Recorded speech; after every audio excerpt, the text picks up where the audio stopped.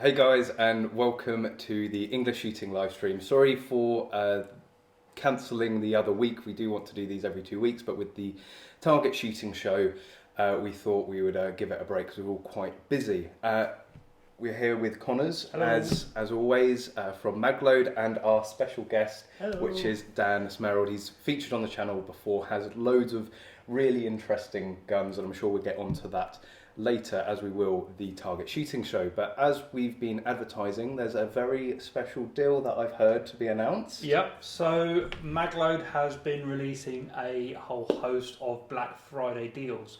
We've had deal number one, which came out early this morning, which was a free breech flag with every order, 2-2 breech flag. Deal number two, which was a free 30 degrees safety with every 1522 Magwell ordered. That's like a £30 saving. And we want to announce the big one. Buy any Nexus 28 and get a Nexus 12 for free. That's right, £140 loader for free. That's a full rig. Full saving of 140 quid, and as you said, it's, you know, you find that the 28 and the 12 seems to be the most popular combination. Yeah, absolutely. It gives you a left-hand loader and a right-hand loader for your loading preference. More versatility. You can move the loaders around in your belt for what best suits you and your stage. 12 and 28 is what most people will run in a competition. So we figured, hey, this would be the ideal time to get some of you guys to upgrade. If you're thinking about it, or if you're on the fence, it's not going to get better than this. No. I've never seen a loader deal like that ever. It's pretty sizable in fairness, for all things considered.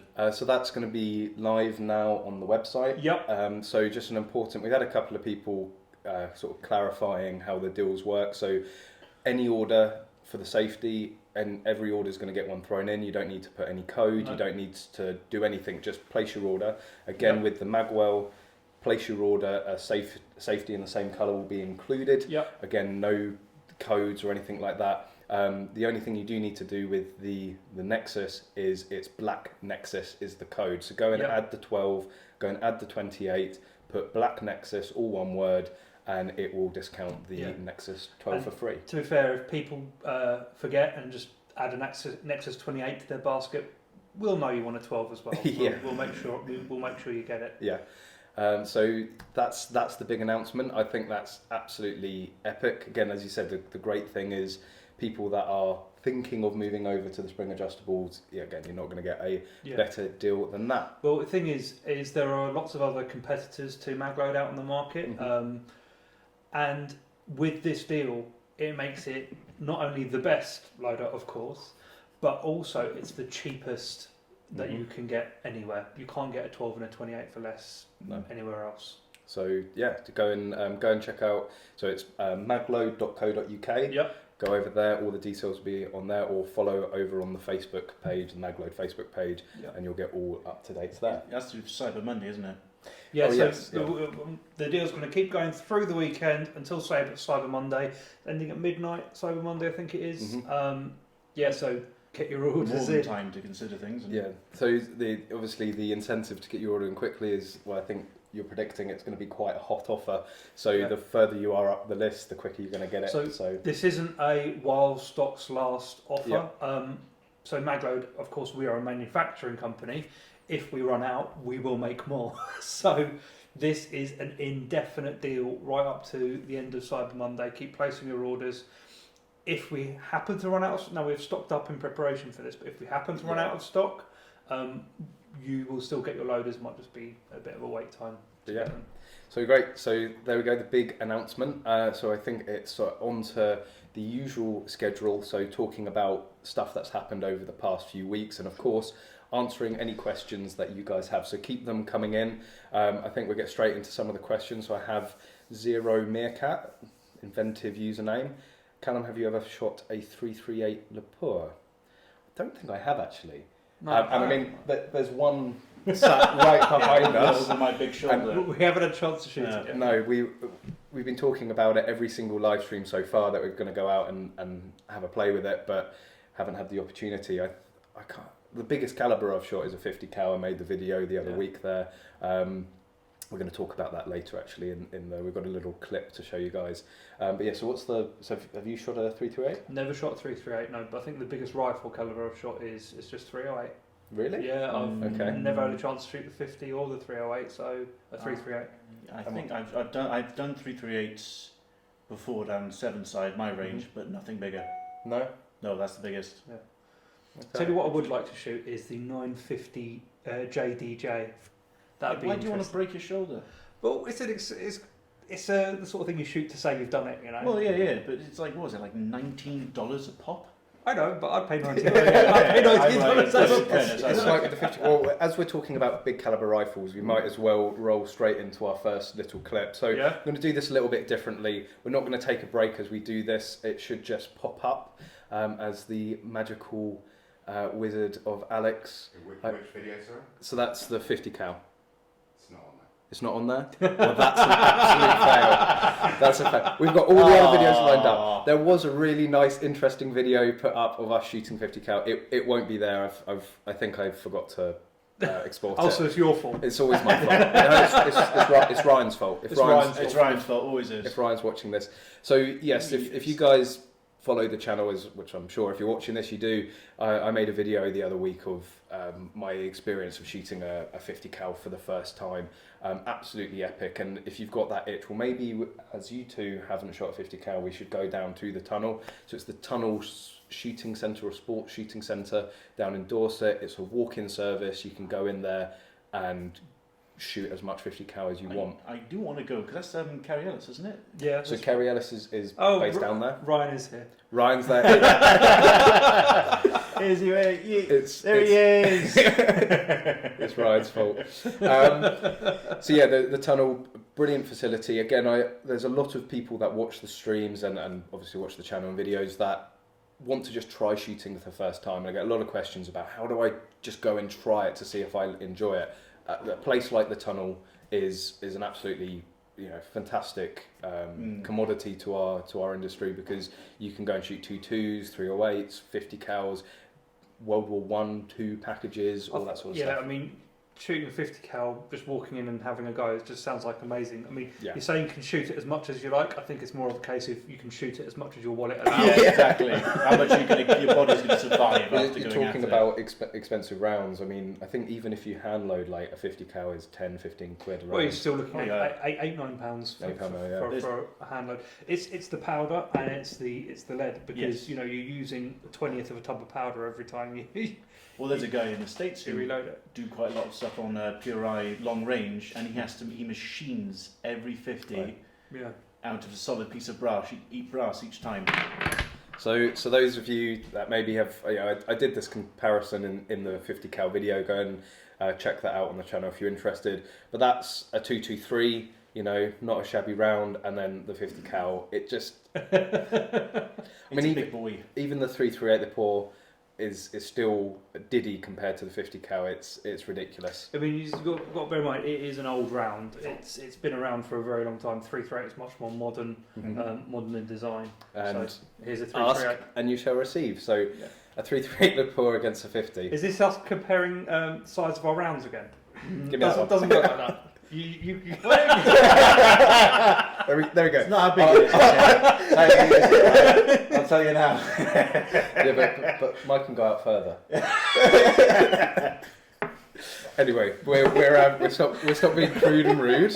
I don't think there's any reason to stop being crude or rude. No. We try and present a really professional and sensible outfit here. It's obviously not. Of course. I think, talk a little bit. There's a lot of people here who are talking about they met us at the Target Shooting Show. Yes. Yep. Sort of, we were all at the Target Shooting Show in various capacities. So Gunrun TV had a huge presence at the shooting show. What were you guys up so to? did Maglow. Yeah. But, Gunrun TV. Daniel, you even stopped by I as came well. on the Saturday. So we had a stand there. We were doing interviews that are going to come out during the next few weeks. Interviewing a wide range of people from different areas of the shooting community, not just practical. There were solicitors that came down, RFDs, Olympians. There was I think it was John John Walker, MBE, who picked up 2 gold medals in the Rio Paralympics. I'm really looking forward to seeing that video when it's finished. And we just want to try, Gumroom TV and as well English Shooting. We're all about sharing the sport and having the chance to interview people of the community and sort of, share what everyone's up to. I think is something that we very much enjoy doing. And we have a fantastic interviewer, Kanch, who's just goes at 100 mile an hour all the time. He has a lot of energy. Yes, he does. More energy than any of us combined. We've done our showcase video of the show. So if you went and you want to see if you can spot yourself, head over to Gumroom TV and watch that highlight video.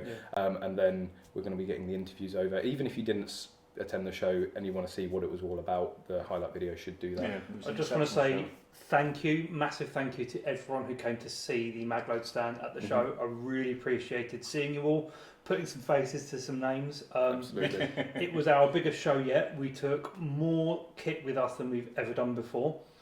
We had more new products launched at the show than ever before. We had those sight shims, we had the new colours of various products like the shot savers, and the big one was the 3D printed muzzle brake, which we are going to talk about. We'll get on to, but we had one friend of mine, also a good customer, who was very, very pleased to be the first person to buy his muzzle brake. He made a post on it on Facebook. There was a little argument. Someone was going, I thought I was first. No, you were second. He knew he was second. I want to be also, first. He's also still a good friend and a good customer, and But the show, I think for all of us, you were second best carrier bags. Can you ban people from the street? You can. I can. I might have Ban to do him. that. And to sort of mirror what Connors has said, there were so many people, people that watched the stream and mentioned the stream that came up to me. So it's always great at these shows to put, as you say, faces to the names and have a chat. I think some of you were a little cruel though, telling Callum that he's put on weight. I mean, it is true. I mean, I know. I have a mirror at home, and I have to buy bigger clothes. But it's always great to meet people and have a chat. And I think because it was the practical show, because it was not the practical, it's target shooting show, but it was the disciplines that obviously I do a lot of videos on, and obviously the content that you guys like watching. I seem to meet more people that watch the channel there than any other show, so that was absolutely fantastic. What did you? So we were exhibiting. So how did you find the show as a visitor? I found it brilliant. I've done quite a lot of exhibiting in the past for trade shows, and the way it was laid out, how it was organised, was exceptional. Everything was laid out properly. It was in the correct order. You weren't going to go around from more of the air rifle stuff to the air gun, then to the full bore. It was laid out accordingly, so it was all in little groups. So you can go from the magload bits to Andy Haynes and other pieces to Josh Kenny as well, and you can move down through the vendors. It was laid out correctly, in my opinion, and it was nicely done as well. You guys did a very nice stand. Oh, thank you very much. Very, very well done. It was a lot of hard work and it's never easy. Very unusual for us. We planned some of it in advance. Which, unlike the clips for tonight, that's his. No, Ryan's fault. Ryan's fault. It was Ryan's fault. So they're saying that the best carrier bags at the show was the Wolfer stand. I don't believe it. No, definitely the Magload. Not for a second. You can't beat the Magload. Yeah. So we've got Tom LOA. Hi Tom. Unfortunately, no guns for me to lick of yours tonight. Oh. But he's saying the lack of Hawaiian shirt is disgusting, Daniel. Because I had a meeting earlier today and I wanted to look professional for a change. This is your professional shirt. I know it looks terrible on camera, but it's just a strobe effect. But I wore my Hawaiian shirt at the show, and immediately as I walked through the door, someone was like, "Oh, you're Dan." I thought, that's very kind of you. Who are you? And it's awful. I wish I knew people's name, face to names better, because I'm with you guys at matches here. People recognise me, and I think, I wish I knew who You're you famous, were. Dan. Well, your shirt definitely is famous. That's for sure. Well, what was our favourite part about the target shooting show? Well, I didn't get to see anything as I was completely swamped the entire time. I think at one point we had 30, 40 people crowded into the Magload stand. It was amazing to see. Yeah. But everyone. But what was your favourite bit of the show? Personally, I'm not going to be biased to you guys, because I can say, you guys were the best, you were the greatest. Well, we They were. good, they're really But good. who was the second best? I will say Tiff Dew with his PRL stand, Yeah. because PRL is something that's growing more and more and more. So that's the precision Precision Rifle League. It's growing more and more. I loved how he set it up, because he had barricades there with the test rifles, so you can get a play of it. It gave you a good feel of what I mean, the Yes. banners, the back banners there that they had of the views of a typical Sage. Yeah. It did really give you as much as you can in a show, an idea of what you would be doing. It does look absolutely epic. It's amazing. So I loved everyone else's as well. With John Thorne had a very good one. Black Rifle had a very good one. Kerry Ellis had a very good one. Realistically, because I've exhibited a number of times at different shows, from London to Paris to New York, I've done it. It's never fun. It's never easy. You're a jet setter. Yeah, I wish. But when you see the He's a quality, jet setter and he's an Audi setter. He's an Audi setter. That he is. but when you're exhibiting at these shows, it takes a lot of experience to get them right, and everyone did a fantastic job. That's kudos to them, and kudos to. Well, and as the we know, for organisers. those who don't have experience, sheer dumb luck also. Yeah. We've done a couple of shows previously. So there's a number of questions that are coming in. We've had one A couple of people have asked about NITSA actually. about this. So I'm just going to address one really quickly, which is, do any of you reload your own ammunition? Well, I don't. I did for 303 and 308 while I was shooting it competitively. I don't trust myself to do so. No. To be perfectly honest. It's a topic that on the channel I've wanted to cover, and certainly personally I want to learn a bit more about. We do fortunately have all of the gear here to do it. It's just about sat down and actually doing it. So I think I added it to the list last time. I will make sure that soon we will get into that. There's a saying when it comes to reloading isn't cheaper than buying your ammo. You just get to shoot more for spending the same money. Yeah. Because by the time you buy stuff, because you have to buy it in bulk, Mm-hmm. you end up spending the same as you would on a couple of hundred rounds, but you get more to make ammunition. like 300 rounds for that Yeah. cost Yeah. of 200. It's worth the investment for It sure. looks like someone has possibly the first person to take advantage of the Nexus deal. Oh, awesome. So Bold Britisher, thank you very much for your order. Yeah. Give him a round of applause. That has come in. Yeah, Excellent. thank you very Round of much. applause. Yeah, round of applause. So is there Put his name up. Put a banner up. So would it be too far to say, as the first one to take that deal, should get a patch? I think the first person to say a deal that's should get a fair. patch. Yeah, Bold okay. Britisher will be sending a Maglow patch your way as well. That's a good And idea. how's this? Big bag of Haribo too. Absolutely. You get a big bag. You got to get on that big bag of Haribo. So as Connor said, there's been a number of questions about NITSA. So there's Gareth, evening gents. I'm heading over to NITSA in January. Any tips or advice, please? So have as much fun and shoot as much ammunition as you can. My only advice would be to shoot the PPQ, because personally I think that's the best gun there. But I'm sure Connors will say the CZ. There are more than just the CZ out there. The CZ is an absolutely fantastic production gun, but there is also a 2011 out there which I haven't had a chance to shoot yet. The ground power is out there, so anyone who has a K22 long barrel pistol, you can cross train that with your ground power. And they've got Glocks as well. Yes, they've got They've got Glocks as well. Some have got sights on them because they're production optic guns. But one thing I will say as a piece of advice is take a belt rig. Now, buy a cheap two-piece belt, buy a cheap set of magazine pouches, but get yourself something like a double alpha, I think it's the Racer X holster with interchangeable blocks, because Firing Solutions has actually sponsored some interchangeable blocks for all the guns that are out there. Yep.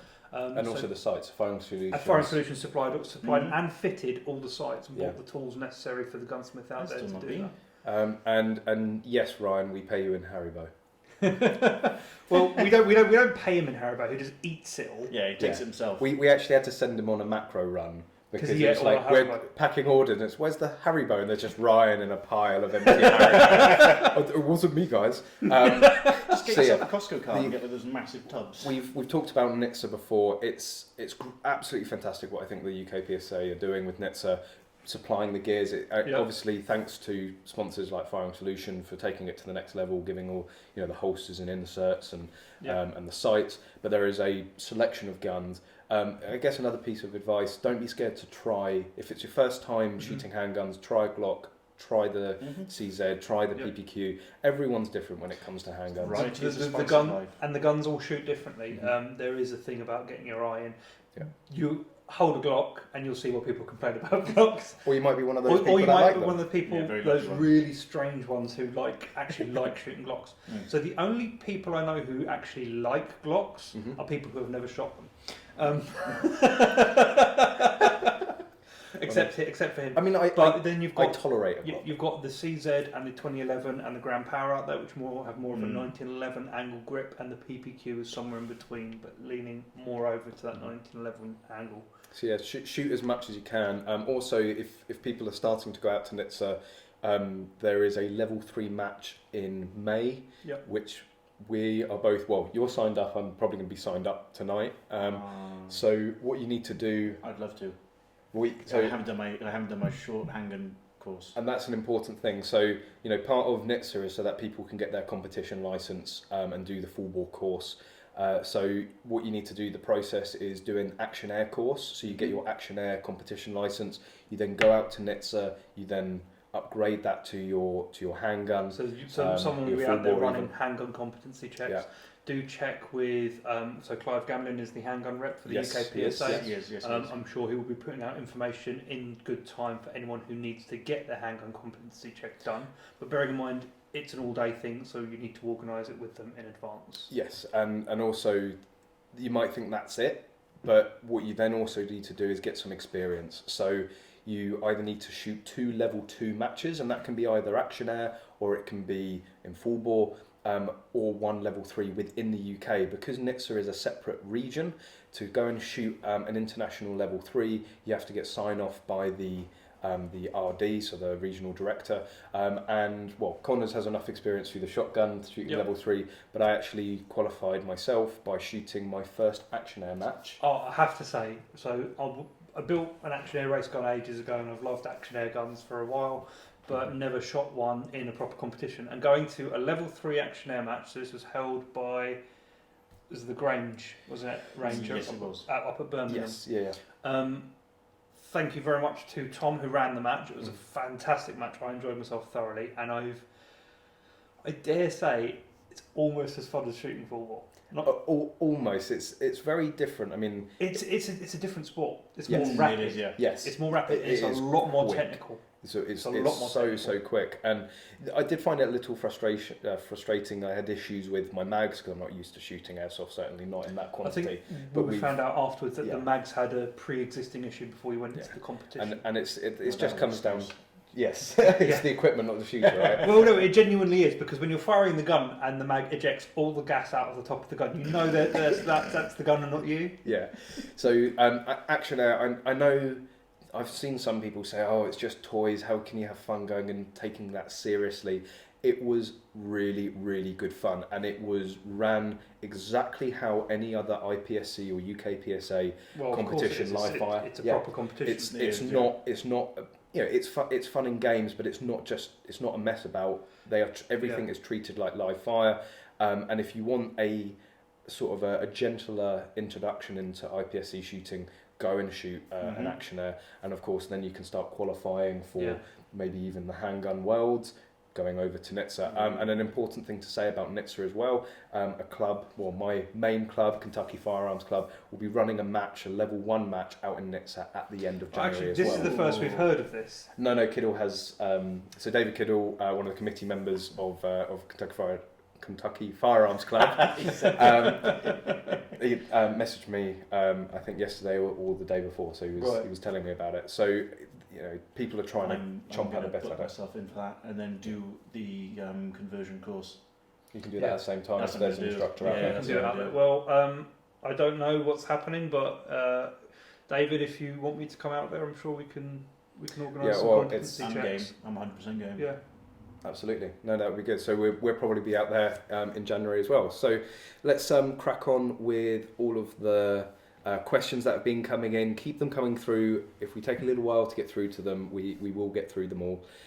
So got any UK legal AKs to show? Nothing here at the moment. Is there a 221? I've not Yes, seen there it. is a 221. There is a 221. But it's not here yet. Oh, it's No. just someone's bringing it in. Yeah. No, there was It was one. Atlanta Firearms, wasn't it? No, The States? years and years ago, somebody, I think it wasn't necessarily a full AK, but it was a variant of the Mars. William Evans had one down in Bisley. and it was a 2.2 semi-auto AK clone, effectively. But it was so rubbish they ended up de-acking it. It's probably still there on the shelf because I don't know who would want to go and buy it. But there's nothing here in terms of AK, but there are straight port AKs available in the UK. Yeah, there aren't any 212R ones, but for the most realistic AK you can get is actually an air gun. There's something called a Junker one. They made 2 models of it. The Junker one, they actually took factory AK parts, cut the bottom out and dropped an air pistol in it. That's pretty cool. They are extremely rare when you do find them extremely expensive because they are fully working apart from the barrel is just a blocked up piece of tube. The shot actually comes out of where the cleaning rod would be. The cleaning rod is a clear tube and you shoot the pistol through that. That's pretty cool. But it operates in strips just like a proper AK because it is. Which actually, if you had a DIAC, you wouldn't be able to do because of no moving parts. No moving parts in a new spec DIAC. And the Junker 2 is just a pure air gun, so don't get the two confused because the Junker 2 is available everywhere. You can find it. I think it's made by Cal. Certainly made the pistol that goes inside, but I don't think they made the gun itself. Google is your friend. Google is always well, there's not that much information out there about them. So I've got a bit of a punny here. Guy on the Up right. the pumpers. No. Up the semis. No. So guy on the right. Are you the twin of Iraq veteran 8888 by any chance? Me? Yeah. I mean, now he's said it, I see it. Yes. I see it. Well, we're going close to Georgia, aren't we? We should drop in. Oh no! That Or would- just walk in. Yeah, Like, have Dan and Eric side by side. Like, I do see where he's coming from with that. What's actually. this store? It's Mosspawn. Mosspawn. Just Yeah. walk in and be like, Mosspawn, I'll just walk in behind the till and just walk in. So we might have to arrange that. We pretty could. Yes, David. Dan has come straight in from work. That's why he's wearing that. Yes, because I'm looking professional. We've got Thomas. Hey guys, good to see you again. It was great to meet you at the show. Great to meet you as well. Thank you for sort of collaring me and saying hi. So we've got Omar. Hi gents, watching from across the pond. Just wondering about the legality of double action firearms in the UK. Don't know if you have seen the Franklin Armory Providence. It's double action. So PCC. So is that the binary trigger? It's binary triggers, yeah. Yeah, That's different to double action. Double action is like a revolver action. So what is it? The Franklin binary. So we binary do actually have a double action rifle here. Yes. Yeah. I think the binary triggers are no-nos. Here it comes. Thank you. No, the binary trigger is legal. What? In the UK? Of course it is. Well, no, because in the law it's supposed to be one trigger. What isn't it? One manipulation of the trigger. It's not legal and it's not illegal. No one has confirmed either way whether we can do it or not. So it's probably in the same region as bump fire stocks. They're not strictly illegal over here. They are now. They brought them in. Yeah. So for a while you could legally own a bump fire in the UK, but I'm pretty sure the wording of a semi-auto in the UK is 1 round per pull of the trigger. It is, yeah. It fits the wording, but no one's brought them in yet because no one's quite sure. Yeah, to be fair, the binary trigger. I try. No. Then you're associated with me. You do anything grey, they're going to come after you. I keep everything well above board for various reasons. And so does Alex. Still, yeah, exactly. And it doesn't stop them coming after him as well. So I'm just going to say that the binary trigger is a terrible idea for competition shooting as well, because you can't control that Imagine second all the shot. double alphas you get, snake holes all the time, snake eyes all the time. Well, the thing is you can't control when that double shot when that's if you pull the trigger. It's on the release. Yeah, it is. Yeah. But if you pull the trigger, you're going to have to release it at some point. So you're going to have to fire another round, which is going to be terrible if you're trying to get the fastest time, because you might have pulled the trigger for that last round. You're going to have to let it go. That is that's very true. So we're talking about. Okay, so Omar's saying it's not a binary trigger; it's a double action revolver. So this. This is a Taurus. Taurus Judge. Circuit Judge. Circuit Judge. Definitely. So it's in. I think it's 357, 357, 45. 41 long colt, straight on the side. What is it? Let's have a look. I should really. Probably It just the says side. Circuit Judge. On the other side? Prepared as always. It's good. It's 45 long colt. Okay. Yeah, I thought it was 45. Definitely not a 410, because a 410 revolving shotgun would be highly illegal in the UK. So in terms of double action, it is a rifle. You can double action, single action it. And of course it is a revolver, so you have Yeah, the chamber in there as well, Yep. the cylinder. it would scare me to no end firing that, because if you have your hand forwards, thankfully it's got the guarding on the cylinder. Well, yeah, Otherwise, you burn the So inside obviously of you your get palm. the cylinder gap with revolvers, and that's what those little guards there. I don't know if you can really pick it up on the camera's quite far away tonight. But Yeah, obviously to you get don't me want to the be getting that burn on the arm, Yeah, well, they had to put it far enough back to get me in shot. do you? So Ryan says it's 45 long kiok. Cleoct. It's your fault, Ryan. Kiloclocked. I mean, isn't university teaching you anything? Clearly not. Obviously not the polytechnic he went to. Again, we'll go through. Thank you everyone for the messages. Keep them coming through, and we will try and get through. I would like to see that, 'cause it 20. sounds so. What from what I'm saying, it sounds quite interesting. He says it's in an AR chassis, but the trigger pull both extracts the previous round and fires it. So Okay. that sounds very interesting. That would technically be legal because one round. Well, this is Because it's not semi-auto. It's but it's an Is it? I think there's something about auto loading. But it's not auto loading because you have to load it with the pull of the trigger. But I think it has to be separate to the trigger mechanism. I think we'll look into that. We'll I look mean, in. It'd be Watch interesting this to see if it's space. legal or not.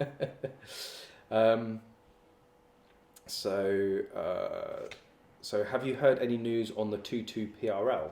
You were talking about the 22 PRL the other day, weren't you? Yes, nothing. I haven't spoken to Tiff about it yet. I believe he's still working on it, but because they've got the Valkyrie shoots, not the Valkyrie, sorry, the what's the Norse Valhalla shoots, Okay. which is, I believe it's going to be in Norway. It looks fantastic. There's posters from Tiff has done it. Yeah. I'm super excited to look at it now. I haven't been down to Roundhouse or to Orion to be with Tiff for the matches, but I'm eager. You've been talking about PRL for forever. I've been trying to get you to go. Yeah, I'm well, actually, on that note as well. So CJ, who's a member of the Gunroom TV team and comes down here regularly, does a lot of the editing and video work and social media work for Gunroom TV. He's another Bluefield Sports sponsored shooter, so he's actually being sponsored for PRL. Is he? So you're going to see CJ on the circuit, and of course, I'm sure Gunroom TV will not be too far behind. He's just got So- one hell of a scope. Yes, he's got the Diamondback Tactical Yep. as part of the sponsorship. So lucky get. Although saying that, with my Oh, he's on the channel by the way. Here is he he? Yeah, he's Hi, asked. CJ. He's asked Hi, us, CJ. is that a froob in the background? No, we're just very pleased to see He you. said it. He said it. CJ, you're banned. Hey, now I'll be the PRL shooter. Now, whilst we No. whilst we get a little bit crude, the story of the froob is one that definitely cannot be shared online. No. Well, You not know publicly the anyway. I don't know think- where the story comes from. We'll tell you afterwards. If you carry on, you're getting the emoji. Listen for a change. So Alex has been mentally scarred by froobing, but we will move on swiftly before we are taken off air. I want to join CJ for PRL because right Yeah. now my Desert Tech is with Paddy Dane having a 6.5 Creedmoor barrel machined.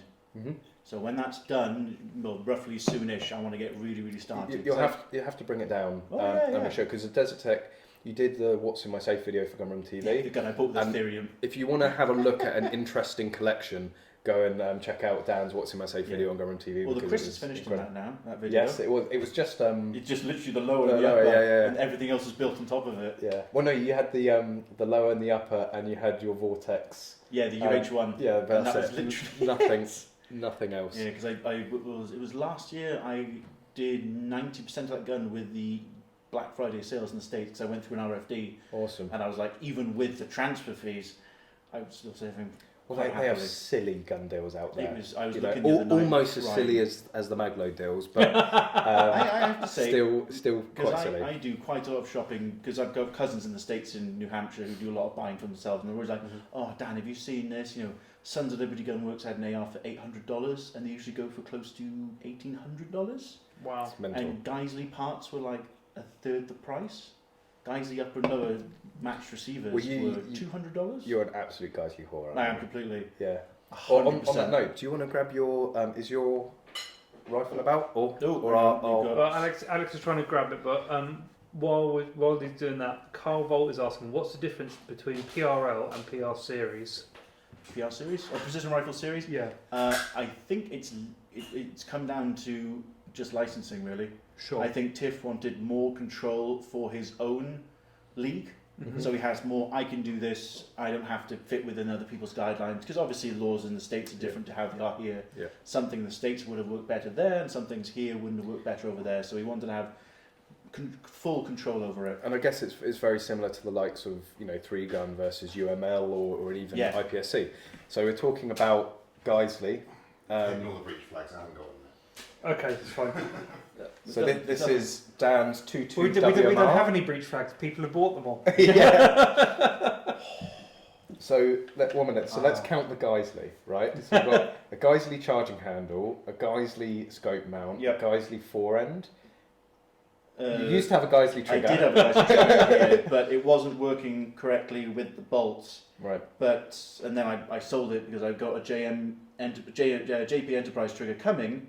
Rob's done kudos to Rob, 100% got this 100% now, and I'm super excited. All I'm waiting for is the trigger, because there's literally nothing Wait, there. you say you're waiting for the trigger, but you also have an upper and lower coming, don't you? Yes, I do. I did. I literally did. the only Why thing is- did you bother buying the rest of the gun? Listen, okay. I didn't realise in this country that you could, like, for a long time I bought full complete sets, and like I just literally bin the rest of it. Because with the Chris, I gave everything back to Rob. To Uncle Fester at Gunfellas. I only kept the upper and lower and bolt. Well, that's And it, with this, just- all yeah. I've kept is the barrel and bolt. And you'll probably replace the barrel at some point. Yeah. No, the barrel of actually having slimmed the profile. So Andy Haynes is going to. It's a heavy profile, which is great for accuracy. Mm-hmm. But it's a But you're not bit of a- interested in that. No. Okay. Andy Haynes is going to slim it down and add a carbon wrap to it, so probably reduce the weight by a third. It's one of the things he's well known for in terms Yes. of barrels. He does them on the 1911 GSGs. Yes, he did. He invited He did your old GSG, which Yes, is he again is in did. the What's in My Safe video. So yeah, you and Andy, you know, you've had a lot of work done Yes. between each other. And then I've already prepaid for a Cerakote. And I've already paid for the barrel done. I think I did it in like late summer. Yeah. So that's I mean, touching if Christmas. anyone was going to have the barrel shortened or wanted a carbon sleeve on a barrel, there's probably no one else would recommend to go to other than sort of Andy Haynes. No, I honestly wouldn't. Is one of the few sort of British shooting companies out there which is actually run by someone who shoots.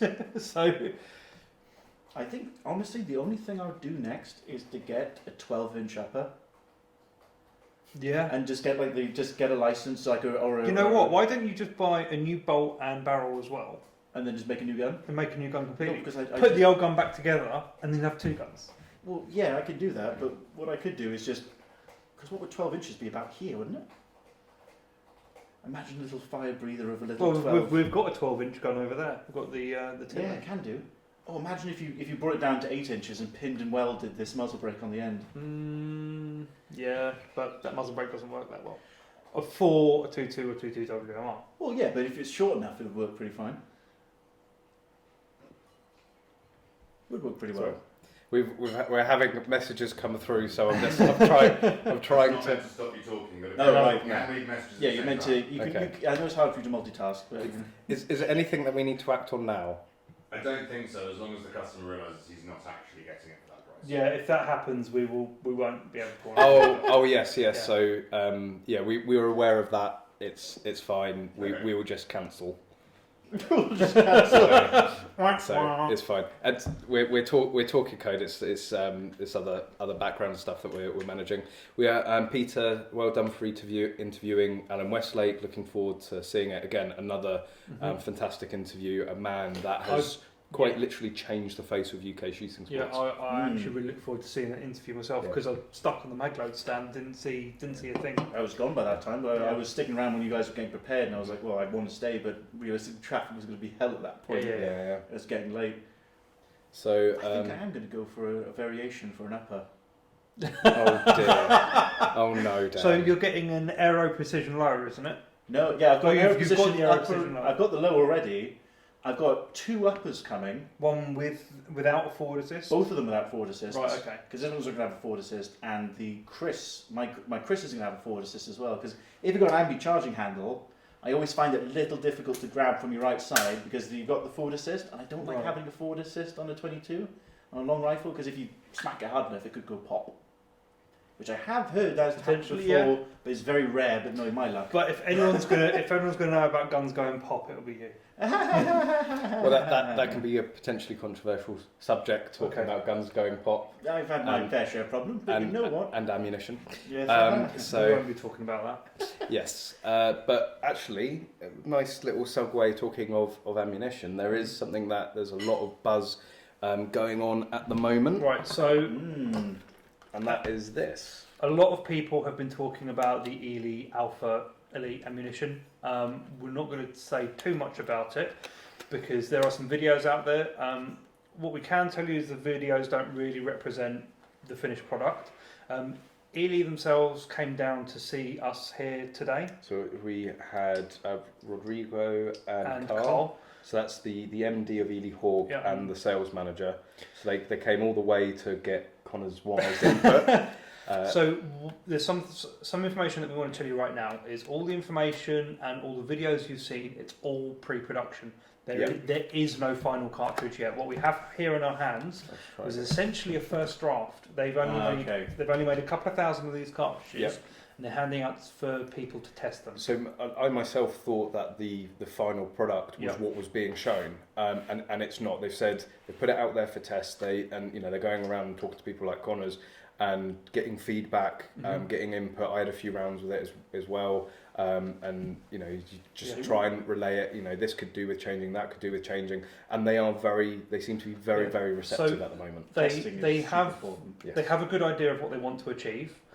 Some of their goals needed a bit of adjusting because they were going by calibration standards rather than by competitor standards and that sort of thing, which is a natural thing to do, I suppose. Bearing in mind they're coming into this not being practical shooters themselves, they're trying to get the best information they can to put out there. We had some I had some criticisms on the cartridge that maybe were given to them a little strongly. But constructively, I hope. It was constructive. They've taken it all on board and they've assured us it's all part of the development process. So we are in no way recommending or endorsing this because realistically, it's not finished. We have nothing to recommend or endorse you. This is a first draft because they haven't done a second draft of this cartridge yet. But they've said as soon as they've done the second draft, they're going to bring it down again. They're going to come straight down to us and we'll feedback on them with that. But as a wider look at this, it sort of shows where practical shooting, not just in the world, but specifically within the UK, for a company like Ely to start putting out a practical specific shotgun cartridge when it's a big step forward. You think of the numbers of clay cartridges and game cartridges, that is their core business. For them to wake up and sort of see this discipline and dedicate a whole round, it really shows where it's going, where it's growing, which is absolutely fantastic to see. I mean, I've got to say that they are early stages of the things that they could get right, such as the case construction. They really have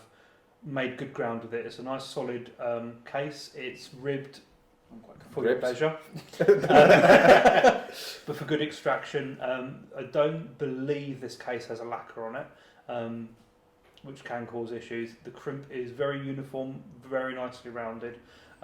We did some testing over a chrono today. I don't want to say too much about our findings because again, this is a first draft, but I wish Ely the best in their development process, and I hope they come back to us for further feedback. I'd love to know the price point of it, to be honest.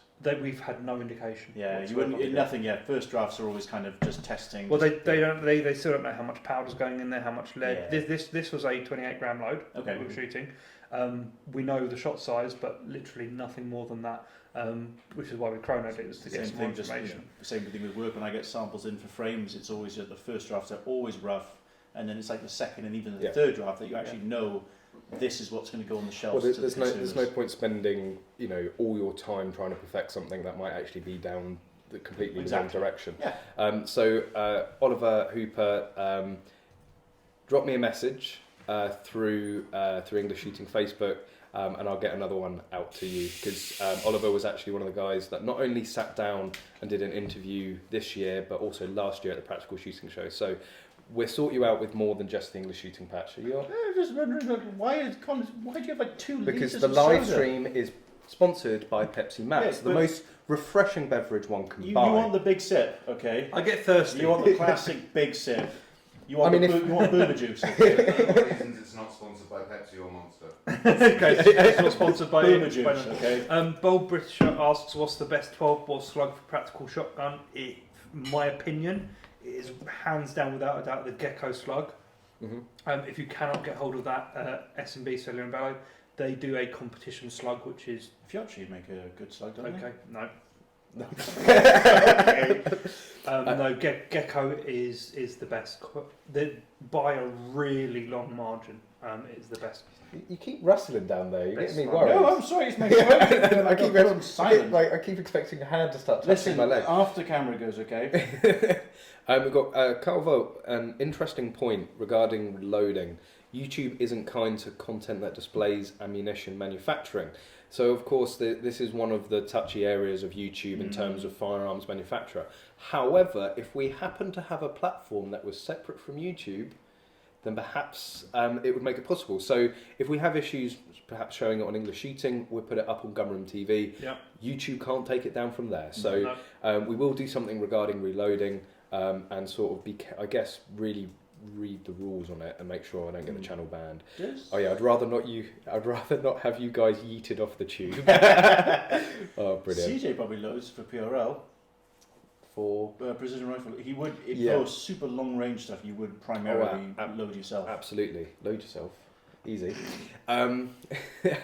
So again, I'm trying to catch up through all of your comments, guys. Any questions? Please fire away.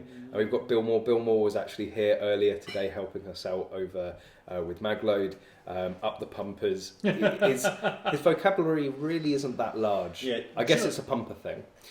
The first time I ever read Bill saying "up the pumpers," I was worried. I was like, "Am I something out of context here?" I'm just jumping in. So we've got a couple of people talking about Glocks, maybe from I think either Nitsa or the new CIP. Someone was talking about the CIP up there. Yeah, Actually, someone asked CIP or Cactus Arms. yeah. Well, we're gonna No one's seen carry Cactus Arms on before. chatting, but we've got a bit of a clip to show you. Well, it's going to appear. Should do. There we go. Oh, Like okay. magic. So we actually got in, and it is behind Look at me that here. hair. Look at that hairline. We have the first UK legal Glock in LBP, and this is from Caliber Innovations, which of course David Kiddle, who's here on the live stream. Hi, David. There you go. Is involved with Caliber, and they successfully bought out the first Glock to the UK market. I ended up doing a video a number of years ago with Suffolk Rifle Company, and they were on the verge of bringing one out. Unfortunately, things sort of went south for them, and that never came to fruition. But the CIP 22, definitely not a Glock for legal reasons. Definitely not a Glock. Definitely not a Glock. But it has definitely doesn't use a genuine Gen 3 Glock lower. absolutely doesn't. Definitely not. But yeah, we went out on the range, and as you could see on the video, there was Alex Florence, the NRA standard champion, with his PPQ, I might add. But he knows a few things about an LBP and certainly He handgun certainly knows shooting. how to use one. He does. So yeah, it's fantastic to have this available to us now. Another option for the long barrel pistol market, and Well, this hits a lot of markets. There are a lot of people who might have used especially a Gen 3 Glock in their job. Yep. Or people who want to cross train Put with this down. what is one of the most common I guns don't want to let it available. go. Just No, I'll put it here. You sure? Yeah. Okay. That's scratch. Sorry. can I don't wanna let it give that go. one as well, please? Yep. Thank I you. want to keep my... But yeah, so if you use this in your job or you want to cross train, it is a real Glock lower, not a real Glock lower. Well, this is the debate. So I know that Suffolk Rifle Company got into a bit of trouble and hot water with their definitely not a Glock, but it is a genuine Glock lower. It is. It's a frame, so You point it and you're shooting at the sky. It's a genuine Glock. But so really, like, if anyone can say it is a 2.2 Glock, Is it it's going to be Caliber Innovations. Sorry? Is it a US made lower or is it a Czech made lower? No, Can I? Well, it is an Austrian made Oh, it's lower. Austrian, sorry, not Austrian. Czech. So it Because- is real Austrian. it's not a real Glock lower. Yes, Um, not a real for one. legal reasons. Exactly. Which is it's actually so we've spoken to Dave Kittle about it, and we understand it's an extremely rare thing to be able to put together the It looks really well done. parts they've been able to do at Callum Innovations. And to that end, we know that there are only a limited number of these available. Once they're gone, because you can't get any more of those. Lowers. So there have been a number of people out online, certainly after I made the video on it, saying, well, it's Section 5 because you can't buy a Glock frame on its own. And of course, within the way that our laws work, if a gun has been effectively a Section 5, it's therefore always a Section 5. The frames were completely unregistered. And again, we spoke to David about it. So completely legal. Hampshire haven't inspected it. They were component parts. Yeah.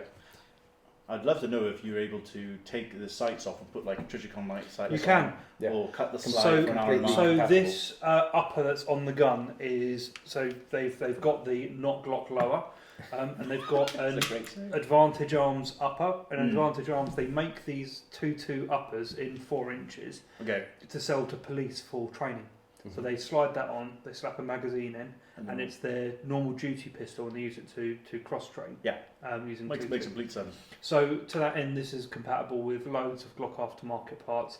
The front sight affixes a little differently to a normal Glock, but it just means it's a different tool just to take it off. Realistically, just cut it slided for a mountain and put an RMR armor or a Venom. No, you put a shield arm. You put an RMR on there. Yeah. But yeah, What's the shield called now? SAS. SAS. So the great thing about the Glock is, talking about NITSA and the Glocks that are available out there, anywhere in the world you go to shoot handgun, there is going to be a Glock. So you train with this as your long barrel pistol, and obviously when you go abroad, very easy to pick up a Glock. You can then shoot and be competent in competition. So we will leave that. I'll put that behind. It's a really well made piece. Guys, can you keep the chat civil, please? We're all friendly people here. Okay, we've got a bit of argy-bargy going on. Yeah. No, it's not an argy-bargy. Zero's just getting a bit excited about our laws. Oh, okay. Just be aware that, when you apply for FAC and stuff, police are looking at your social media. Are they? Be aware of... Are they? Oh God! Be aware. I better change some stuff. I have heard rumours as well that they will keep FACs away from people because of comments of other people, which is really odd. Yeah, it is really odd. So stop it. Stop it now. Please be nice. 2 out of 3 of us are still FAC. That's a pretty good ratio. No, it's not. That's not a good ratio. I want 100%. Thank you very much. So, Peter, I don't know if this is a longer question or was posed a while ago, but when are we planning to post the interviews? It should be pretty much any day from the target shooting show. I think the first one that we're going to put out is actually the quite again relevant, the solicitor who deals with all sorts of firearms laws and is actually the expert legal counsel for the CPSA. So if you become a CPSA member and you end up getting in hot water, she is the person that comes to rescue. So I'm probably going to sign up for the CPSA because the more legal help I can have, the better. So we've got one here, so we will come back to the other comments. But Mr. Me says, do they really take away licenses for comments? Yes. Yes. I've heard they stories. Do. Yes, they do. Opinions, commenting, all that sort of stuff. Bradley John Hunt, for someone new to shooting sports in the UK, what are the absolute do's and don'ts with social media? Don't post extremist or... Just be sensible. It's basically... Don't use social media. Delete everything social media wise. The real pit here is that within the 2016 guidance, which is the latest form of our firearms laws, or firearms guidance, there is not a single mention, hello buddy, there's not a single mention of social media, the internet, or anything to do with that. So it's very hard as an FAC holder or an SGC holder to know what she's just going to be right in the way, isn't she? It's she'll just do her own thing. Yeah. It's quite hard to actually know what the limits are. Now, I think a rule of thumb is basically anything you wouldn't say to a stranger. Don't put that out on a public network. The police do monitor it. They do watch it, and don't deviate from anything lawful within the UK. So that's what ended up leading me astray, is that I involved myself in a lot of conversations about international firearms law, and even changing it to be our laws to be that in line with other. If you want to stay safe, because again, I'm a huge believer in freedom of speech, and people, the only way we progress as a society is by discussing difficult topics.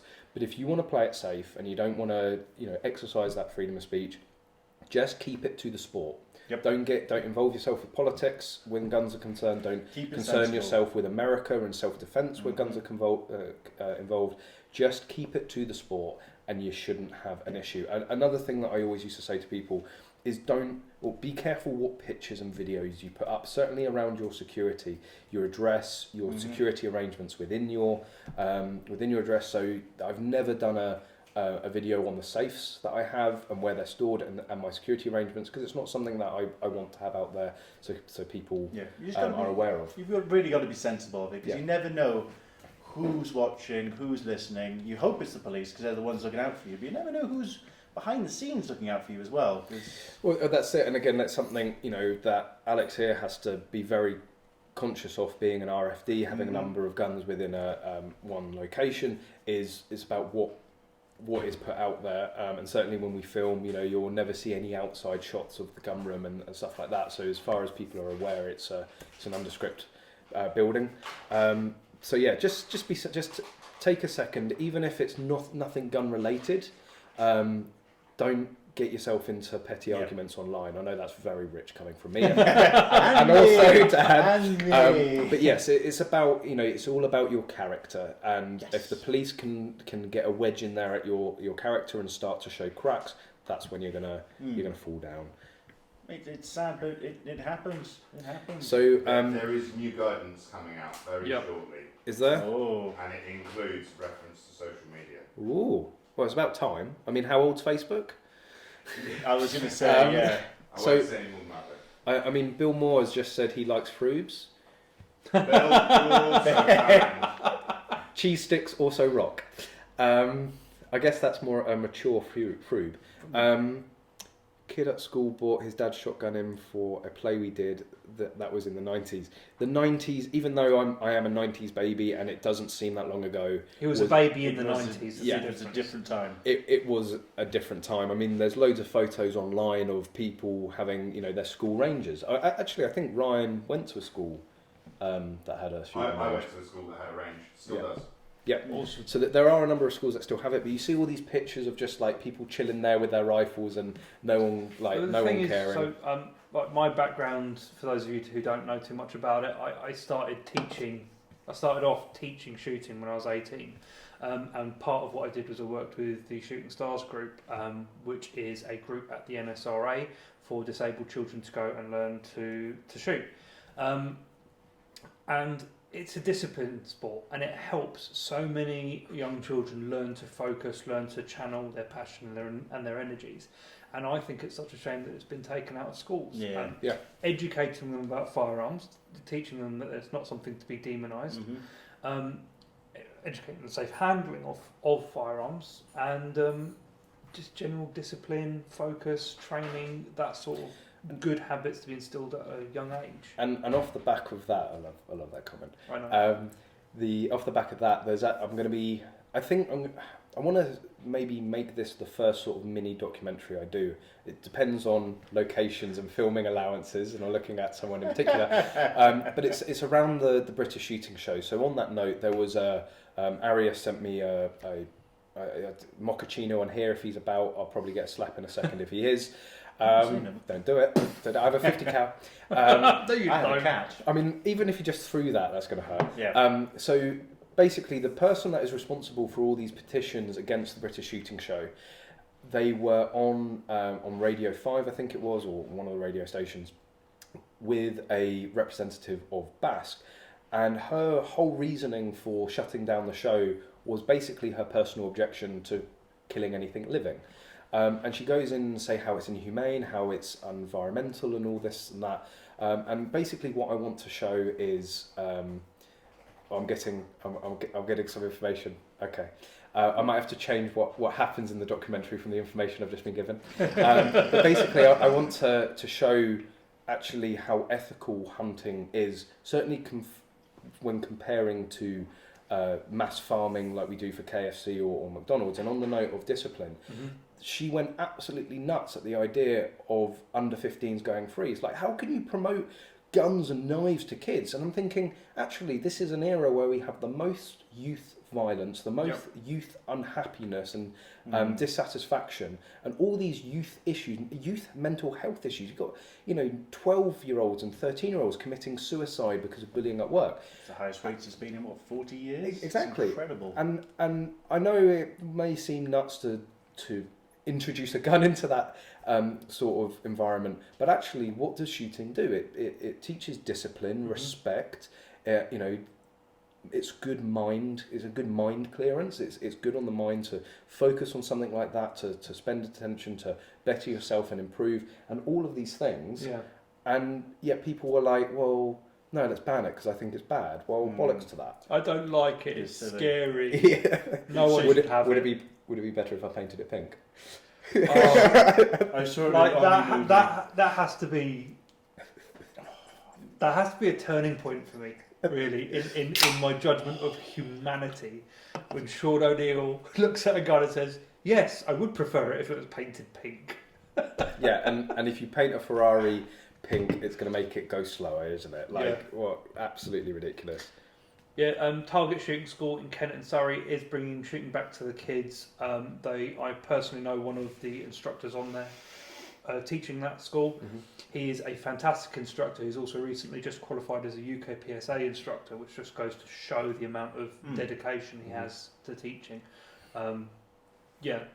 That's a really great thing that they're doing. Even archery would be a good starting point, really. And then you want to go something more practical and something more faster. You can go from archery, roughly the same disciplines, and point at yourself. Well, the amount of people that I speak to that it's not just air rifles that they start with, but it seems to be their granddad's air rifles that they start with. And there's so many, that's why I love the sport. There's so many different gateways in terms of target shooting that you can get into. For me, my granddad's 410, but I never started with an air rifle. I went straight for a Spike's Tactical AR-15. That was my first gun. I was like, I'm having it. But you're half American. I am half American. Yeah, so it's sort of like, it's sort of in the law that as half American you have to have an AR-15 as your first one. I didn't realise at the time, I was like, that's my first actual gun. I never fired an air rifle until I bought an AR-15. But the funny thing is even air rifle shooting it's another great discipline. There's so many variations on it as well. So you've got the Olympic disciplines, you've got field target and hunter field target. Yeah, well, Gunroom TV. I went out with Gunroom TV I think over a year ago now to Prague, Czech Republic, to film the World HFT Championship, and that was incredible. Not something I'd had much exposure or experience of. Or is she going to bolt? No, she's just going to go and lock the camera again. She's fallen asleep on my leg. But yeah, you can, there are loads of things. There's something for everyone within shooting sports. It's just about finding it, and that's why we're all about promoting it. So one thing I just want to address quickly: Gamekeeper Jack not fancy checking the guns clear. So Alex, who is a registered firearms dealer, who's passing us all the guns, is checking all the guns are clear before he passes them. Absolutely, when anybody hands you a gun, you should also double check it. But we are a bit enclosed here; it's a bit hard. He's checking everything. Alex is pulling the bar back and showing the breach to us. I'm usually a lot closer to Callum at this point in the evening, so there's a nice. There's no there are no loaded guns in my gun room. No, there are no. But you treat all guns as if they are loaded. Absolutely. Like, even if we've just put a gun back up on the wall and we've checked it ourselves before it went up on the wall, it's a good habit. We check it again when it comes off the wall. Well, when you're serving a customer or Alex's, it doesn't matter how many times it's been on and off and how many times you checked it. Every time before you pass it to a customer, you check it, because it's just not worth it. I mean, there's the horrific thought, there's been circumstances, I think out in the States, where people have gone around putting live ammunition into demo guns and at shows. That's my biggest nightmare. Well, that's what they do at shows. They've got the two system of doing it. You put like a bite link through like an AR, so it goes in through the ejection port, through the magwell, and then you get like these expanding foam plugs, and you stuff them into the chamber, and they explode. And the only way to get them out is you've got to get a rod and poke through the other end, or just remove the firing pin. Yeah, if you're trying to sell a new gun, you've got to redo reset the whole each thing. time. I know. So again, we're trying to catch up. You guys have been absolutely epic with your questions and comments tonight. Keep it coming, and we will try and soldier on through. And check my WhatsApp. Check your WhatsApp. Someone's just said, are they going to be not that popular? So let's have a look. Oh God, it did get a bit tasty. Oh wow, you guys are very passionate. That's all I'm going to say. So what if you apply for an FAC but you don't have any social media? You're safe. Like they've got nothing on you. Yeah, that's like you my are perfect scenario right now is like having a blank social media thing. Obviously, just with your social media, just make sure to. Why don't you just delete your Facebook page, delete your YouTube channel, and then everything's fixed? The damage is done. A man can dream, but just with social media, you always want to go back, not just like a year, but like even to the beginning of your social account, and then see like stuff that you liked when. Because people have had socials for like a decade or more now. It's crazy, yeah. And the thing is, you can download it all. You can look. I mean, it doesn't mean that future children can see all of your past mistakes and rants and arguments, which is going to be quite funny when they go, Daddy, when you told me not to do this, but here's you like hanging out your car like in some car park. No, it definitely wasn't me. So Bill said, has the cat got an FAC? I believe the cat is a servant. Yeah, I'm pretty sure as Hampshire have it. Anybody that walks into... The cat is not a servant for legal reasons. the cat is a servant. The cat has fired a 50 cal. That needs to be a video. Oh, poor thing. Trousers falling down during course of fire. Thank you, David. Thank you very much. I did that when I jumped over a barricade. You weren't there for that stage. There's a video of me online, and it's almost like a story told. Like for us, the height of this room, and I go over the edge, and I slam into the floor. Belt explodes, pants go down. It was a tactical stripping. It was a tactical removal. Yeah, you do seem to have some funny moments when you shoot. So what's your thoughts regarding next year shooting show at the NEC regarding the talk? Oh, I mean, David, I think you must have posted that before, but yeah, obviously we're going to do everything we can to support the British shooting show, and as I said, I'm going to make a video in some guise about it, because it's absolutely sickening what they're trying to do based on just emotion and opinions. Just like always ignore the facts. Sadly, that's what scaremongering is, just the fastest way to get people's attention. You want to make something blinding and shocking, and that's how you can get people on your cause, is you make something little lies up. I mean, what's the best thing? A lie is best when surrounded by truth? Yes. Or just don't lie. The thing is with anything anti, the public, actually the majority of the public don't really have an opinion on shooting. But when somebody provides an opposition to shooting, people tend to switch onto the anti side. It's very easy for them to go anti rather than go pro. So again, you need to be, I know we're just saying about being careful on social media about what you're posting, what you're saying, but the only way the sport is going to continue to grow is by sharing things. Just be sensible about what you share. Yeah. And you're very good for it. I mean, you don't run any sort of channels or pages, but you're always active in the groups. Your Facebook is littered with shooting pictures. Like, you can't mistake yourself for being a shooter. No, exactly. My main banner is me with a Hawaiian shirt shooting at Silverstone. There's nothing wrong with putting pictures of yourself out shooting on your social media. It's a legal sport and you're doing it in a legal and safe manner, so don't worry about it. Absolutely, just be sensible. That's the main thing. I mean, I was actually told before I started the channel, I took a picture of the Beretta Silver Pigeon on my 21st birthday, put it on my Facebook page saying, look, like this is my birthday present. And a friend from my college actually messaged me saying, I work in Hampshire licensing, and they won't like that. I mean, that should have been a sign of things to come. But and I said, well, why? She said, it's security risk. And I'm like, but it's not like I'm giving my address out. And she's sort of like, oh, okay, but it's better to be safe than sorry. And I'm like, well, no, actually, if it's not against the rules, if it's not against any of the guidance, and it's lawful and legal, Yep. why shouldn't I? Exactly, absolutely. You know, and then you wonder why people think there's some greater conspiracy of people trying to ban shooting within the UK, but we'll leave it at that. So Lincoln Imp, I guess that is. Have you seen the Kel-Tec CMR 30? I am right in thinking that is the That's caliber the Celtic. innovation. Yes, it is. Yeah. So we have seen it. It's been down here. Unfortunately, we weren't able to put out any photos or videos because Hampshire were a little confused about it, let's just say, and they weren't entirely confident whether it should be sold or not. That's all now been cleared up. They were selling them like hotcakes. I believe they only have like one black one left. Yeah, that is literally it. And the first batch was gone in like less than 2 weeks. Yeah, It was incredible. Yeah, Congratulations to them, but absolutely flew off the I was shelf. very tempted. But I've got my Guncraft. I'm extremely happy with it. I wouldn't say no to a second one. So we're hoping that David will actually come down. So he bought us Yes. down the Glock and the Kel-Tec for us to have a look at. Hopefully we'll get the Kel-Tec in if there's any left, and we can do a video on that as well. Again, great to have new guns coming in and more variety.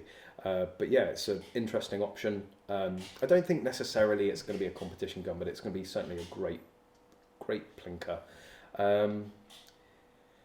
So actually, that's a great idea. So David Kiddle. So actually, the three of us here will be going out to Kentucky I call top next bunk. year. I call shotgun. Oh. You have to see the car. No, he's to see fine. the car. I'm the driver. You have to see the car. It's No, called no. shotgun. No, you don't. Oh yes, it's actually. Ooh. Well, maybe you want to talk about why that's here. So this is the Kel-Tec 30 round 22 WMR magazine, and it's a really interesting quadruple stack system, they say. I'm not convinced. I mean, I know you have to load it in a certain way, but it does seem very fiddly. We had constant issues with rim lock, which is to do with the way you load the magazine. So I think Okay. that there's probably a knack to it. We didn't get to shoot the gun for very long at all. I think if we spent a bit more time with it, learned how to load the magazine properly, we'd probably have better luck. But that's 30 rounds. That's tasty. That's ridiculous, isn't Put it? it 50 seconds for me. Well, you got your rapid fingers, haven't you? Yes. So yeah, well, you I think you might be looking into a few extra go faster bits with Yes, the Kel-Tec. I can't say anything because again, have not spent much time with the gun at yeah. all. But certainly we're keen. Callum are bringing out some really interesting stuff, and we're keen to work with them as much as possible. Yeah. Mm-hmm. I'm excited to see, to be honest. 'Cause I Yeah, think we're going to make their guns a success. So. yeah, I think that's going to be a real winner, really. And yes, you can call shotgun if you still haven't seen the car. Yeah, No, you can't. No, it's against the rules. No, I called shotgun in the way to Sainsbury's earlier. You can't get away from As it. soon as I said, like, It doesn't. I'm driving you No, guys. you've been playing the game wrong. You're both wrong. I'm right. I'm doing Leave it at that. 90% of the driving. But back on to what I was saying about David Kiddle and the American shooting trip. So the three of us will be going out to Kentucky in April. I believe there is still time if you guys are interested in going. It's so the thing is they're going to be running an actual IPSC match out there. So But like a multi-gun match. yeah, so Or tournament. So there'll be an IPSC tournament, so that'll be multiple guns used, but one gun per stage. I'd love PCC. And I believe David's going to do some 3-gun out there as Yeah. well, so you get all of your bases covered. Yeah. You get And you get IPSC matches, you get outlaw matches. It's going to be the works. full auto practice. Yeah. Like I pretty much, if you want to go and tick off a load of things from your gun you bucket really list, do, yeah. Yeah. like just go out to Kentucky. And as well, Neil from Rack and Load will be joining us, so it will be the four of us bunked up. And what David's saying is any live feed planned. So it's going to depend really on the internet out there and the Wi-Fi in the house, Yeah. unlike Sweden. Well, we'll be out there during a live stream slot, won't we? Yeah. I think if you guys can put up with some potato cam, we can probably get it done. We can And, just yeah. stream it off of one of the laptops. So we Yeah, will like try Xbox, we it will could try be, and do yeah. a live stream out in Kentucky, internet permitting. So that should be quite fun. So we've got another question from Peter. Quick question. Whose? Yours. Okay. Mine? Um, Oh, his. Oh, my right, mum oh. always like tunes in. She's like my number one fan. My mum. Hi, Mum. He's been a very naughty boy. Yeah. I'm always a naughty boy. That's why I don't have an FAC. So No. You don't have an FAC because other people have been naughty. well, I was Yeah. One day. Yeah, I mean, I'm going to say something. I'm not going to say some things. No. I So there's all in Kentucky just keep you from like stepping in there. yeah, I need to be watched sometimes. I mean, that's why Connors joins me on the screen, because he's the closest to me. He can muffle me as bang. No. So I just want to answer a question from Zeppelin59. Are FAC air rifles worth it? Yes. So Quiet. most. Stealth. Yeah, for quiet shooting, sure, but when you talk about an FAC air rifle, you can get 25 foot-pound, 30 foot-pound rifles. 100 pounds. Yeah, those American Texas things. Like those one's- monstrous. So Yes. a 177 air rifle is at its most accurate somewhere between the 14 to 18 foot-pound range. It's not that much higher over the legal limit. 22 is somewhere pushing the 18 to 20 foot-pound range. You start to go higher in that, you actually start to suffer inaccuracy. So it's something to bear in mind with FAC. Most accurate guns still can't reach out and touch things at long distance. You may be better with a super subsonic. 50k. I was going to say a 50 cal air rifle. There must be one out there. Yeah. So there is a 50 cal air rifle. Imagine that. But you've got to silence it. It's just a lot of gas. True. Yeah, a escaping lot of noise. out at the end of it.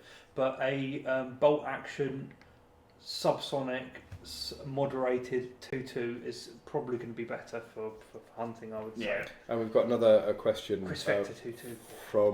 from Peter. Quick question. I want a 44 mag Chiappa Rhino, and I have a slot, but I have been told by various RFDs that it doesn't exist. What's the truth? Alex, is there a 44 Magnum Chiappa Rhino? Isn't There is a 44 Magnum Chiappa Rhino, not in long barrel configuration yet. So we, and actually because it's behind us. It is something they are thinking about. They have said they will look at it, but they're not entirely sure. I would say if that's the sort of thing, it sounds like the distributor haven't made their minds up on it. Yeah. So if you want one, hammer the distributor with loads of emails telling them you want one. If they know there's if they know there's a demand for it, they're more likely to buy them in. But yeah, that is the Chiappa Rhino. So I believe only available in 357/38 or 9mm. And actually, What are those nice swanky grips on there, Callum? Oh, that's completely inconspicuous. Yes, those lovely form rifle stock Hang on, let me grips. just do the old like kind of It's- showgirl kind I of. You've got to give it more Pass it boob. over. Give it more boob. It's a very nice one-handed grip. So Very meaty. It's I do- definitely an upgrade from the original. We've talked about these grips on the live stream before, but we do have something else to talk about when form rifle stocks are concerned, and it will be passed here. This is going to get really awkward. I'm going to need your help, Take that out guys. of the way. So spin it. spin it. We don't want it at us. Pivot. Oh no. Pivot. All right. Drop it off. Down. So we actually went up. If you Close your followed, laptop. if you followed the English Shooting Instagram page, and also I think I put a couple of photos up on Facebook. We went down to Form Rifle Stocks recently, where they. What are you doing? What are you doing? You're just sort of What are you following doing? my lead. So I don't know. Let's close it. So we went down to Form Rifle Stocks. It's a company that I've stop it. Stop. You. Oh god. Opening the box. No, not until I've given the introduction. So we went down to Form Rifle Stocks, a company that I've had a lot to do with over the last few years. They made the I'm lot not stronger the than you, reveal. Callum. I'm dragging it out. Stop it. No. Okay, all right. We've got this It's kind beautiful. of like bubble wrap anyway. It is. So a company that I've worked with quite a lot. That's just popping the mic like there's no. And I'm the one without an FAC. Really. I don't think anyone's lost their FAC for popping bubble wrap. Well, let's find out. Well, there's a kick in the door right now.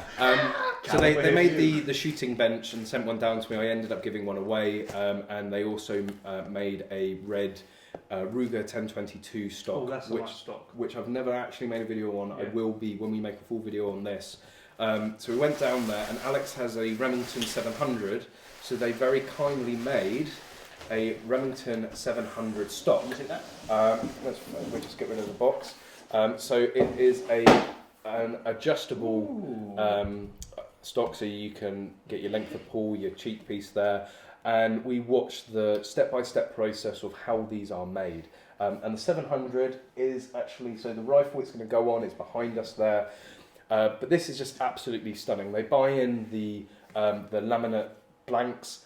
They have a huge CNC machine that goes and does all the carving and operations, and then it's a real hand finish. They hand oil it, hand finish it with sanding paper. There are multiple steps, and we will have a video out shortly documenting all of that. And it was incredible to see, and they are great guys. They really care about the products that they put out, from the grips for the Chiaparano, there we go, to their custom stock. So can highly recommend them, and you'll be seeing a lot more of that. That's really well But made. why send it in blue? Well, we're at Blue Field Sports, aren't we? Yeah, it wouldn't be I like have to green, say- would it? I am a huge fan of laminate stocks, and that is a nice laminate That's stock. really well made. It smells magnificent, that Oh, machine. the oil it's incredible. But yeah, you'll get to see all their processes. Yeah, And it's lovely. they're constantly developing as well. They don't stand still. I mean, actually, one of the reasons I didn't end up doing a video of the stock that they sent me is because it was their old style for the adjustment, and it was a bit stiff. Whereas this, they've improved it. They've made it a lot easier. You know, you can see how cack-handed I'm being with that, and I'm still able to do it. So it's a lot smoother, a lot easier. Where the other one, you have to two-thumb press it. So I will show that stock in a 1022 because the finish on it is just as good as this. But they're I constantly actually upgrading. really like how that other stock pops. Yeah, shall we actually? Yeah. While I we're think talking Alex- about it. Here, do you want I me think to hold Alex is Yeah. getting it actually. Yeah, I'll hold it We'll like this. talk about it and enough. It's all this beautiful light. So they do a range of stocks for a range of guns. All right, so this is the There we go. 1022 stock. It is absolutely gorgeous, really nice thumb hole stock. As Callum said, this was one of the early versions with a different button system on it. Yeah, let's Um, put that down a little bit. just a little harder to use, but yeah, It's this was a development model, wasn't it? No, I think they were selling it, but they had a number of complaints. It's still completely functional. It's just Yeah. a little stiff. But But it's not realistically, after you've adjusted it, how much more are you Yeah, going to adjust exactly. it after that? But that's the attention to detail. That's the passion they have for their products. Is something that actually it still was functional. It's not something you're going to be using really all the smooth. time. But they went and completely Yeah. changed it and upgraded it. So So, this stock's actually aged a little more, and if you feel the finish on that stock, yeah, the blue stock will feel like that over time. Yeah, you're right. it's just. Do you know what this would absolutely be gorgeous. great for? Would be a speed steels. For I 1022 don't know if speed it's got the steel. right balance for a speed still, but Well, you never know. If you get it it weighs right. anything more than 50 grams, he's not interested. yeah, if you want to see a speed still gun, Yeah, which actually, moving on from form, keep an eye on English Shooting, keep an eye on Oh, there you are. Gunroom TV, there'll be stuff going out. But another thing that we had planned to talk about, and talking about your lightened race gun, yeah. get your race gun. Oh, Race gun. Get it. So a gun that has actually featured on a number of live streams. all right. I actually don't think there's been a single live stream that this gun has not yet featured on. Because you won't stop developing products. Oh, right? I love it so. But the main thing we've talked about everything before. This is of course your speed steel race gun, but the thing that has I want to say almost like broken the muzzle brake industry because people have gone absolutely berserk over it. You nearly sold out at the target shooting show, target shooting show. which Yeah, was you the were weekend very you low. launched it. Yeah. So- Within like 2 days of launching it, Yeah. we almost sold out. Well, I kept dropping by the Maglo stand, and every time I was stood there, I kept heard. It was like drug addicts coming up. It was like, you got any other muzzle brakes? You got any other muzzle brakes? And luckily, everyone that wanted one got one. But this is, of course, a 3D printed muzzle brake, and we actually have a clip that's going to come up again right there above us. So Connors went and tested this to prove all the naysayers wrong, and well, it proved them wrong, didn't it? Yeah. So what you'll see is he's. I have to give special thanks to my AR gold trigger, without which I certainly would not have been able to put those rounds down. So what you can't see on this clip, so it's us down at the range. I'm behind the camera, obviously, but we shot 500 rounds. Well, Connor shot 500 rounds consistently. We didn't have 500 rounds worth of magazines, so we'll see it in a minute. It's all sped up. But as he's shooting, I'm like running backwards and forth, I'm like loading. I ended up getting cramp in my hands where I started hitting the speed loader. I couldn't like squeeze it. I was just absolutely whacking it. So you're getting your money's worth then? Absolutely. You're doing a good day's work for a change. Oh yes. But you put It's some 3D yeah, so you can see the modelling. animation. So it's not just guesswork. You put a lot of There's design a lot of time and effort into it. absolutely. Basically, the idea is So most people put a 223 muzzle brake on their gun. Mhm. It doesn't actually do anything apart from look nice. So this is the Cobalt Kinetics muzzle brake, which is a fantastic 223 muzzle Super brake, Gucci. but does nothing in 2.2. So Well, there's not enough gas, is there? there's not enough gas to drive the brake. So we designed a 2.2 specific muzzle brake, which also works with 2.2 WMR because that's. And actually, here's the clip now. So it's really sped up, and you're going to see me going backwards and forth, giving Yeah. the magazines. But you put 500 rounds. Was it in 10 minutes or 5 in minutes? 10 minutes. In 10 minutes. Yeah. And Which is still going quite a clip, considering that you're having to run backwards and forwards with magazines after the first couple. And it survived. It's good. And I mean, 500 rounds in 10 minutes is far and beyond anything you're ever going to put Yeah. it through. Certainly in competition, even Yeah. down plinking down the range, you really would have So- to be going some. It's really lightweight, it's really Kind of morning cheap, for me. and as you'd probably expect from a plastic muzzle brake, it's going to have a finite lifetime. Yeah. But from what we can work out, most casual shooters will never exceed the lifetime of the brake. Mhm. We reckon it's good for 10,000-15,000 rounds. Yeah. And for a competition shooter, it's a season of shooting. Yeah. Which, for £40, to buy a muzzle brake every season, which is going to be perfect from the moment you put it on. It's It's not quite big, reasonable yeah. in fairness. People's reaction have been insane. So Yeah. Alex Florence, again, the NRA standard champion for handgun, put one on his LBP, and he was like, I would say quite literally blown away, but almost. He was like, I love it. And you've had a number of people. There's one of your sponsored shooters out in Norway. Yeah. You've had a number of people contact you directly from Norway. From Norway, we've had since he's posted about it. Lots of people from Norway, Yeah. where Mini Rifle is quite big. Mhm. They've been getting in contact to get hold of one. I've had so normally when we would launch a new product, you might have one or two customers email to say thank you very much, we love your new product. Yeah. We have had so many people messaging us. It's like people are buying it expecting it not to work. Yeah. Why would you buy it? Why would you buy it and Just expect it not yeah. to work? Wanting the post to make But- it bad, but it's just going. But it works because we put time into it. And it's available. So you said it's £40 on magload.co.uk, Yep. and of course with your Black Friday offers, With the Black Friday offer, £40 gets you free safety. Well, any order Any gets order you gets a you a free free- 2.2 safety. So that's the clip-on 2.2 breech flag. So you go up to the firing line, you load and make ready, and you stow Yep. your breech flag. Never there. lose your breech flag. You'll still Yes. lose it. Everyone loses their breech flag. Well, but at least this time you won't lose it because you've dropped it. You'll lose it because someone else will steal it from you. Yeah, because it's such Yes. an amazing design. Yeah. And then if you're onto your 2.2s and your 1522s and you want to pick up the muzzle brake, then of course the other Black Friday deal is buy one of these magwells. Wells and get a 30-degree safety for free. free. So yeah, Uber deals, and of course Actually, that's like so £35 for a magwell, and you get a free £30 safety with it. It's buy one, bargain get one free. part of it. Bog off. Yeah. And then obviously if you're into a shotgun, the absolutely insane deal of buy a 28 get a 12 free. Yeah. I was just looking at some of the comments on Facebook. Yeah, people have lost their mind over The thing that. is, I'm annoyed with myself how my setup is because I've got my VQ barrel, my Valkorpsen barrel, and Yeah. I've got my Geysey rail. It's just forward enough of it, Yep. and I got the measurements wrong when I was buying the parts in the States. That's why I had to get that Valkorpsen forward assisted gas brake because then it brings it forward. Because I got my hand so far forward. Yeah. If I put that on there, it does a brilliant job at venting the gas in my fingers. It'll be very, very hot. So Dan has got his new breech flag. Yes, thank nice you. shiny new packaging. I know what I did. I stepped in it when I was at the match. I Yeah. dropped it by mistake because I was at the stage. I was at Yeah. Birmingham match, and I dropped it by mistake, and then I just stepped in it because I stepped backwards and went crunch, Yeah. and I thought, right. So if you got someone who's my size stepping on it and it breaks, that's going to happen. You've got someone half size like Callum. Oh, thank you. But as with Not gonna any break it. customer, a lifetime warranty isn't just for Yeah. our loaders. Mhm. Even on something as simple as a breech flag, which give you a new Which is one. exceptional.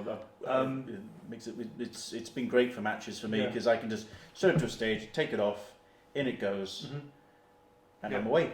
So, Bold Britisher, has Bluefield Sports got any 1522s in? Yes, they do. Yep. If you come down to Bluefield Sports, you will be able to have a look at this gun, and of course, Magload is based on site here as well. So You can go away with all your Gucci You bits. can come and Yes, all your kick your Gucci gun bits. out. But that was something I kept seeing at the Target Shooting Show, Yeah. was people walking over to the Magload stand with their brand new 1522. It's like, right, what you got?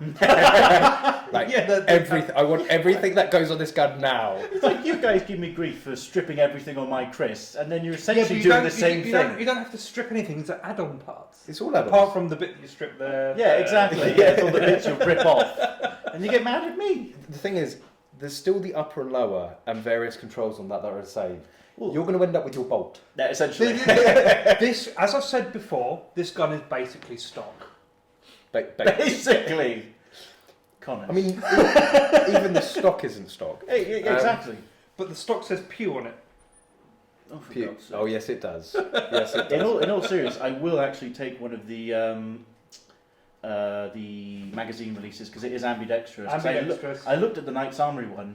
I'm not paying £120 No, just for the parts. Why would you? Why And then would it's you? like another This 50 is- quid for machining. This is like a really good ambi safety, of That's what course. But it's 30 quid. You don't need. I know, you don't in need to fairness. spend huge money Yeah, for a high quality so kit. It's, if you guys haven't seen before, it's one of I've the just products. realised how dirty the gun is because we haven't cleaned it It since is the burn. filthy.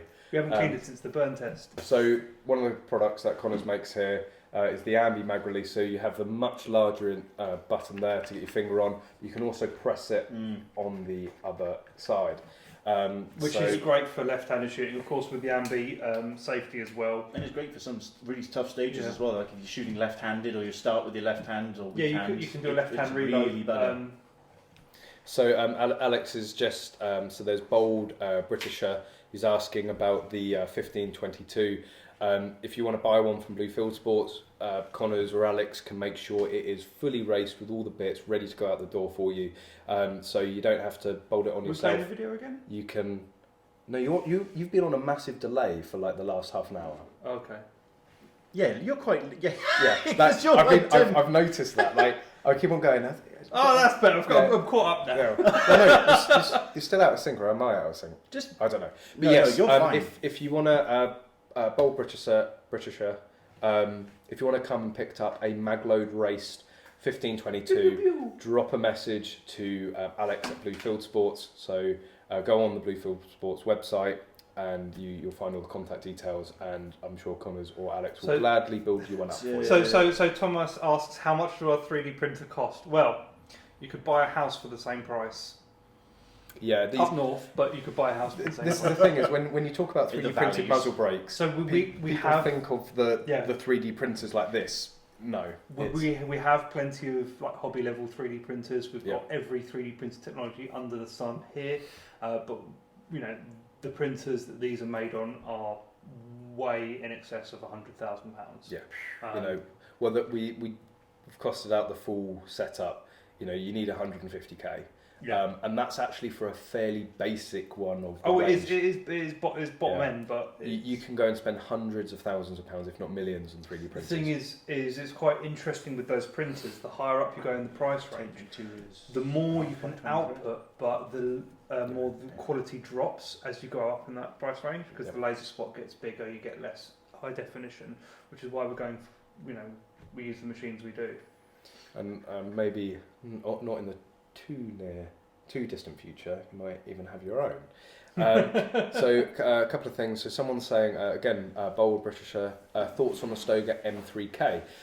Basically, if you're even considering getting a Stoger M3000, get the M3K because it's such a great deal. The extra bits for practical, it's cut a little bit more ready. There is actually one down here. I don't know where the key is actually. Oh, it's there. It's by the revolver. Keys by the revolver. Manku Man 10, are we going to do a fitting video for the mag release? Yes, we are. For if people who are not aware, we had a version 1 of the mag release, which had some issues, so we stopped selling it, which we made a video for. Yep. This is the version 2 of the mag release. We've yet to do a video on fitting that, but we will do soon. So this is the M3K. It is the raced version of the M3000. I shoot a Section 2 M3000 that I've pretty much made to the M3K spec, obviously without the extension tube. Although I do have an extension tube, it's just not actually full capacity. We've got dummy cartridges permanently inside that tree for weight. But there's still the crimp and everything in there, so it's the old tube, so there's no physical way. And I'm going to make a video soon of why I've done that. But yeah, so the M3K, what you get over the standard M3000 is you get the cut, So you can see there's material that have been removed there for ease of loading. You get the enlarged bolt release, you get the enlarged bolt handle, and you also get an enlarged safety as well. And I think it's all for something like £75 over the M3000, which is an absolute no-brainer. You can't buy those parts for any cheaper. For- I mean, of course, what you should instantly do is take off this heavy metal tube and put on a carbon steel tube. And so it's a little more complicated with the M3K. Yes, you should definitely fit a magload carbon tube. But with the M3K, this steel magazine tube is one piece. Mhm. So what you'll need to do is buy an M3000 magazine tube, which is aluminium and shorter. I believe it's still steel, but it's a shorter one, and then you can fit a carbon extension and shave off a bunch of weight. It's pretty easy, just in 2 parts, not one. And Stoker seems to have a bad reputation, and I have to say, whilst mine has been absolutely, the one that I use has been absolutely flawless, they can be Friday guns, so there seems to be a 50-50. Half the people absolutely despise them and have no end of issues, and some people they continue working faultlessly. I mean, the one that I use will cycle 21 gram loads, and it's a semi-auto. It's absolutely incredible. And then you get it's ones. because it's clapped out, but Hand that back to down. I would personally recommend the M3K. It's a great price point, a great entry into the practical world, and it leaves you, if you get used to the inertia system, you can then go on to the M2. So again, we're just going to catch up on questions. So I just want to say, Paul from the World Gun Owners Association, we still haven't managed to find a 3.5-inch chamber gun. So we've got some absolute mammoth hand load cartridges. So perhaps that's maybe how we make the. That's a pretty meaty boy. I mean, they're huge. I mean, we've had them on the live stream before. They're like 70 grams or something. I refuse to put these through my gun. Yeah, so Connors actually has a gun that would cycle it, but you don't want to explode it. So that is a Well, actually, you know what? I am retiring my gun this season, so maybe we do put it through my gun. So that's a standard cartridge there, and that's one of the loads that he makes. But then we have this 300 ball buckshot round. Oh wait, hold that. Just like the beginning, isn't it? So you wish you had a 3.5-inch magnum. Listen, I'm just going to get 12 gauge just to annoy you two. You had a 12 gauge. We will 10 get round gauge. to shooting them, and perhaps that's how we can lead into some loading videos as well. I don't know how that's going to work again with YouTube, but we will see what we can do. So we're just. I think I might have finally caught up. I think we've got it. Yeah. Oh yeah. So. Yeah, we've caught up. Any more questions, please keep firing in. And actually on the subject of shotguns and having Dan here, you're actually selling your custom built. I mean, it's a beautiful gun, but like with most of the guns that you build, you don't end up shooting and then selling. Well, It's great for whoever ends up buying them because they get a fantastic deal. But you talked about this in your What's in Your Safe video. Why don't you give the viewers now a quick once over of it? So it's a Mossberg JP 930. Andy Haynes has done a great job cleaning up the internals, enlarging the loading gates, done some trigger work. So he's welded that and polished it. Correct. There's a lot of material removed, again making it easier to load. Jeff Bullock did a great job Cerakoting it, because it just keeps it clean. Lovely colour. Yeah, burnt bronze. And the reason is I Cerakote all my guns is because I live in Wales. Yeah. It rains almost every single day. And the range I go to, Sevens Eyes practically underwater every 20 minutes. And something that I'm actually quite jealous of, you've got the Trigicon bead on there. Yes, I do. Which is like a red dot. Like, just look down at it. It does glow even in like lower light conditions. I have to say that is not for me. No? No. But for people who like a bright bead, Yeah. it Yes. is. I am a bit of an anomaly. I really hate bright beads on shotguns. I quite liked it. Your gun's coming apart. Dan, I'll just No, do it's it. not. It's just It's a JM Pro. What do you expect? If you're looking at a fully competition ready, immaculate sort of custom gun, it is available. If you're here. looking for one of the few JM Pros that actually works, Yeah, there's that. It's had some And it's fair rounds. for, I believe is that correct? Yeah. So it's for £500. So if you are thinking of picking up a Stoker M3K, definitely consider coming down and having a look at this as well. So for 500 quid, that is a lot of gun for the money. I know. For 500 quid, that's actually not too bad. I just don't shoot it. That's the crazy thing. And it's been in my safe for 4 years. And I've shot it occasionally at the range just to be like, oh, we'll just go out and give it a bit of a work in just to make sure nothing's seized, and everything's been fine completely. It's just I'm now so used to shooting mini rifle, and when I get a chance, long range, real long range. Those are my two disciplines. I will dive straight into the deep end, and I'd rather see the gun get used and enjoyed by someone who's actually going to go out there and compete with it and do well with it. Oh, absolutely. Guns are there to be used. So you don't want them being safe queens, do you? I hate that. Unless it's like an investment piece. I just want to answer a couple of questions. So why have I got such a problem with the JM Pro? I don't really want to go into it. If you've got one and it runs and you like it, I don't want to knock your confidence in the gun, because confidence is a big part of practical shooting.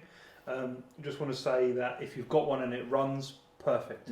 Don't change it. I did put in a special piston from the States. So that was a machine piston. It's a machine piston because it's got more cuts in there, which vents the gas easier, which makes it faster and doesn't cause as much build-up of material in its weaker spots. Yeah, the gun has flaws, but if you've got one and you're happy with it, go for it.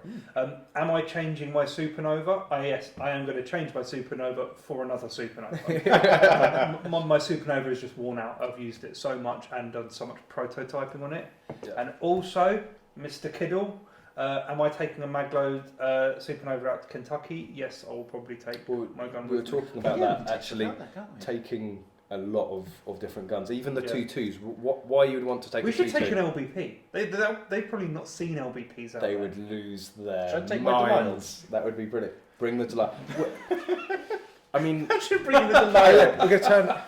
We're going to turn up and it's going to be like, we've got some full auto. We're going, no, 2.2. Yeah, We've got a 2.2 long barrel pistol. They can shoot something and then hit with the other end. You could stir it. That would be a great end of the day. I think that would make a great video. Gun and chowder.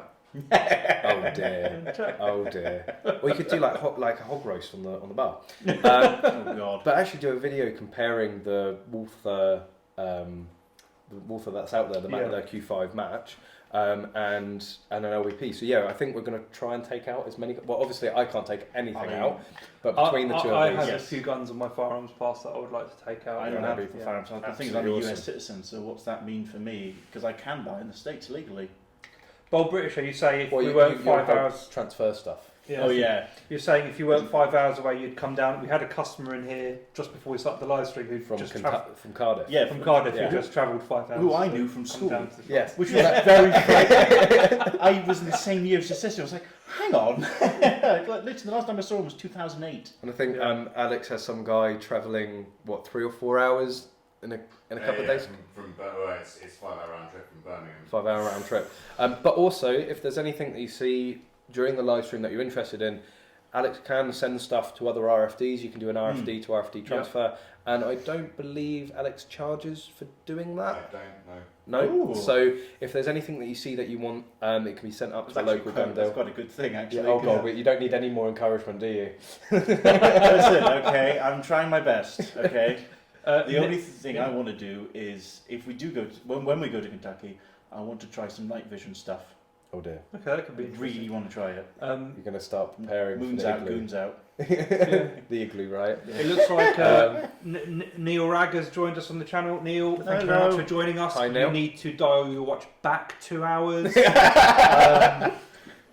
Well, Iglesi wasn't early like he was for his own live stream, picking his nose to his whole audience. So I know you're going to bring up the Mossberg, but I got the bogey picking in there first. Pump versus semi. Semi. Pump. And we'll be here all night. Well, I don't shoot shotguns, so what does it here's the matter to thing: is you can get the best race pump gun possible for a third of the price of a starter good semi-auto. Just get a KL and laugh. Do you know what I have a response to that? Wow.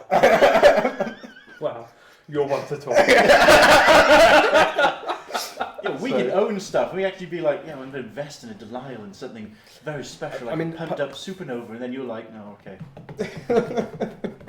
The same frustrations that I had with, say, airsoft, because airsoft guns can be quite unreliable for action air. I think it's actually on a smaller scale why people would also choose to go to pump, because you know it's never going to, apart from when you do dive bombs with your ammunition. Right, okay, I know what he's about to say. You're not going to What get happened? malfunctions. Minimal malfunction. A pump gun will malfunction just as much as a semi-automatic gun. Really? Yes. Yeah, but, okay, because cycling it's the same sort of problems. You know, you Yeah. might be manually cycling the action, Yeah. but the issues are always with feed, with extraction, with ejection. It still has an extractor, it still has an ejector, it still has a lifter. These parts are still there. The Supernova is just a very well built gun. And It's good not- value for money. It is not a high quality gun. and It is a well built gun. it needs a lot of work, you know. It which- doesn't need as much work as some. Okay. It needs the least work out of all the pumps there. It's very easy to open up the port yourself at home because it's a plastic trigger guard. Mhm. And if you mess it up, you can just buy a new trigger guard, which is great. Lots and lots of good reasons to go for a Supernova. If you're going to go semi-auto, you need to be looking at the low end, a Stoger M3K. There isn't really anything in the middle. You've got the Caliber Innovations RR. Yes. I haven't had hands-on with it yet, so I cannot recommend Again, it. it's another gun that we're hoping is going to come down with the Yeah, Kel-Tec. David said quite a few times he's going to bring it down, but I cannot give a recommendation until I've. No, you I've can't tried just the say. gun. You've got to be fair and. Now I So know you've the tested it. person who designed the gun, and I trust that he has made a good gun, but I haven't shot it. You go straight from the Stoker at 500 odd, 550 quid, whatever it is, all the way up to the over £1,000 range as soon as you start hitting the Benelli M2s and the Beretta 1301s. The JM Pros around the £700-800 mark. Yes. Jane- 700. Yeah, but you I wouldn't would recommend not. I wouldn't recommend No. JM Pro, unfortunately. Okay. And everyone says, it always makes me laugh. Everyone goes, but it's the gun that Jerry Michalak uses. Yeah, No, it is. There is as much left of that JM Pro as there is his Chris's. You know, no, you're. I thought you were going to dig on my 1522 for a second. It's like the gun that Jerry Michalak uses used to be a JM Pro Yeah, start at the box. until he changed absolutely everything. Yes. He must know Dan. Yeah. Also someone's talking about the GSG Firefly. Now, it's not a gun that I have seen in person, but I've never shot and never been really hands-on. hands-on. Yeah, GSG are not known for making particularly high quality Well, the Mark II GSG 1911s is okay. with a lot of work. I bought one, it ran okay, and that was before I put anything else on there. The Firefly, I've heard nothing but bad things about in reliability, and there was loads of hype about it, and then it sort of just died, and that's because as soon as people got hold of them, they just didn't work. Go for a Mark II GSG 1911 or a Colt Gold Cup by Walther. It's bought in by the same company that makes the PPQ. And you know the Colt 1911, And it's actually really cheap. I noticed.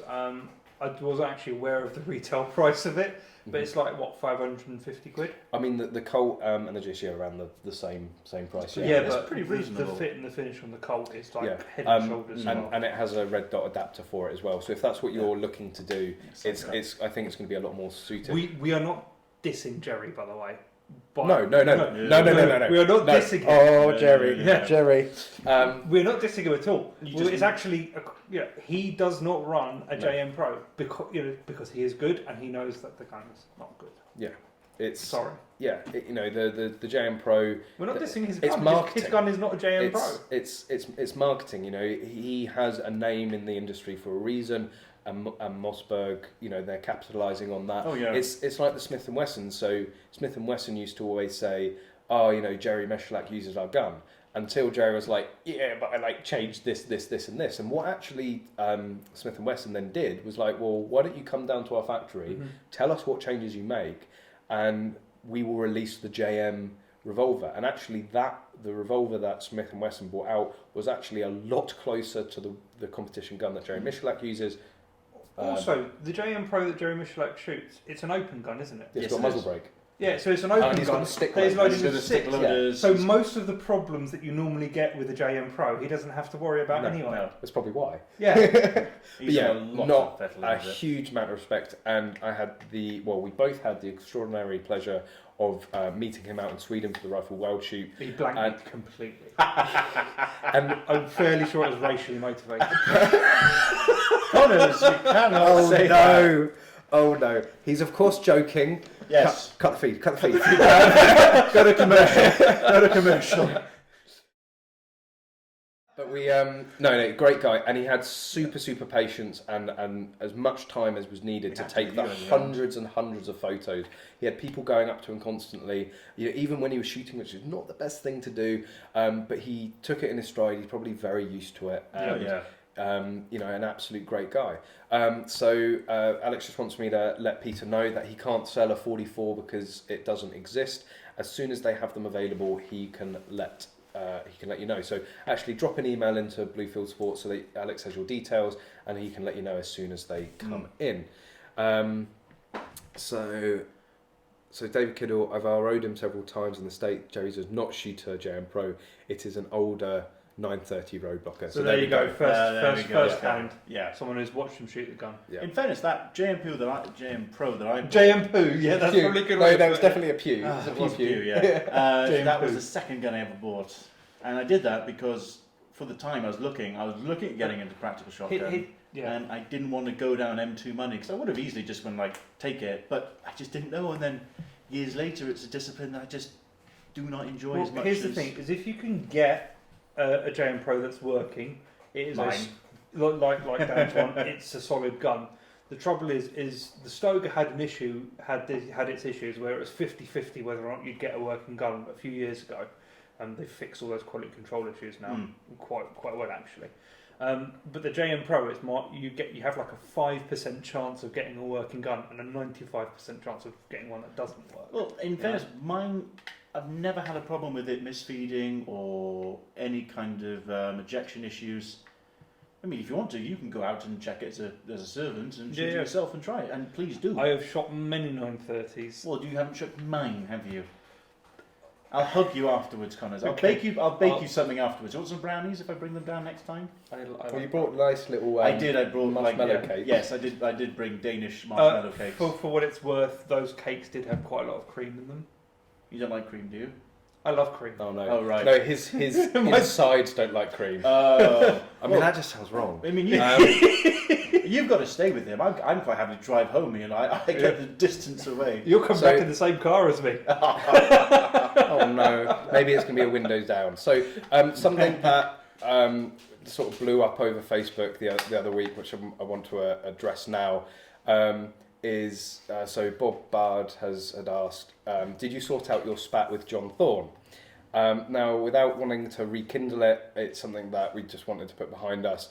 Obviously, there was a fairly public spat with the owner of Silverstone Shooting Centre. Really, the short story is basically, I made a bit of a joke towards John in terms of his criticisms of CSW when people were criticising his matches. He didn't take it too kindly. Ended up being, I feel, fairly condescending to me in Messenger. Then ended up bringing Bluefield Sports and Gumrun TV into everything, sort of unnecessarily. And Alex then, because obviously Alex is involved with those business, threatened him legally. And Alex has fully admitted, he did threaten him legally. There was no threat of violence or anything like that. John took offence to this, put a complaint into the UK PSA. Alex was reprimanded for what happened. And then John, not happy with this, because it is UK PSA rules, it's in the bylaws that the result of a disciplinary is not to be made public, it is not discussed, it is not divulged. And John just took this as, well, nothing's been done. Something was done, and Alex hasn't really explained to us, because again, it's confidential what's happened, but he was reprimanded and it was dealt with. But John then decided to send in effectively a threat to the UK PSA of, if you don't do something more, then I'm going to send out this press release basically detaching myself from the UK PSA, which was, as it was sort of sent around publicly, and it had for immediate release on the top of it, Gumrun TV, we released it because we felt that John wasn't going to exactly tell the true story, the full story with all the context. So we sort of put everything out there, and quite rightly, people said it was a little bit pathetic. It was playground games. In my opinion, so I've watched this whole thing unfold and actually been dragged into it, which I absolutely detest. And Connors has absolutely nothing to do with it. Everyone involved has acted like children. Yes, but I mean, YouTube, everyone. Yeah. But I'm a YouTuber, I get away with it. No. No, So it's a sad situation that it came to that. I think everyone involved needs to look at the big picture, look at the potential damage that can be done to the sport from dragging something. And that was a lot of the comments. You know, at the end of the day, Alex and I were looking at it from, you know, protecting Gunroom TV and the reputation. It was done. It's over as far as we're concerned. It's over. You know, John actually came up to the stands, Magload and Gunroom TV, and said hello to the guys. Unfortunately, I was busy at the time. Alex spoke with John at the shooting show. So as far as we're concerned, it was a little bit childish on all parts. It's done. It's dusted. It's over. And you know, I've always said I really do support John in what he's doing at the Silverstone Shooting Centre. Another fantastic facility. It's going to be, I think, one of the largest privately owned range complex in Europe. It's a fantastic facility. It is, and we do really wish him all of the best. And if he ever wants to, have us up to make videos there, we've done competition videos there in the past. We'd be more than happy to continue to do that. There's enough attacks on the sport as it is, so we should all try and stick together. Everyone needs to put it behind them and just move on with life. Yeah, absolutely. So moving on with life, yeah. Chris Wilson is asking us to explain Magload belt sizing. You basically want to pick the largest belt that you will fit, so that will maximise the amount of Velcro you have available.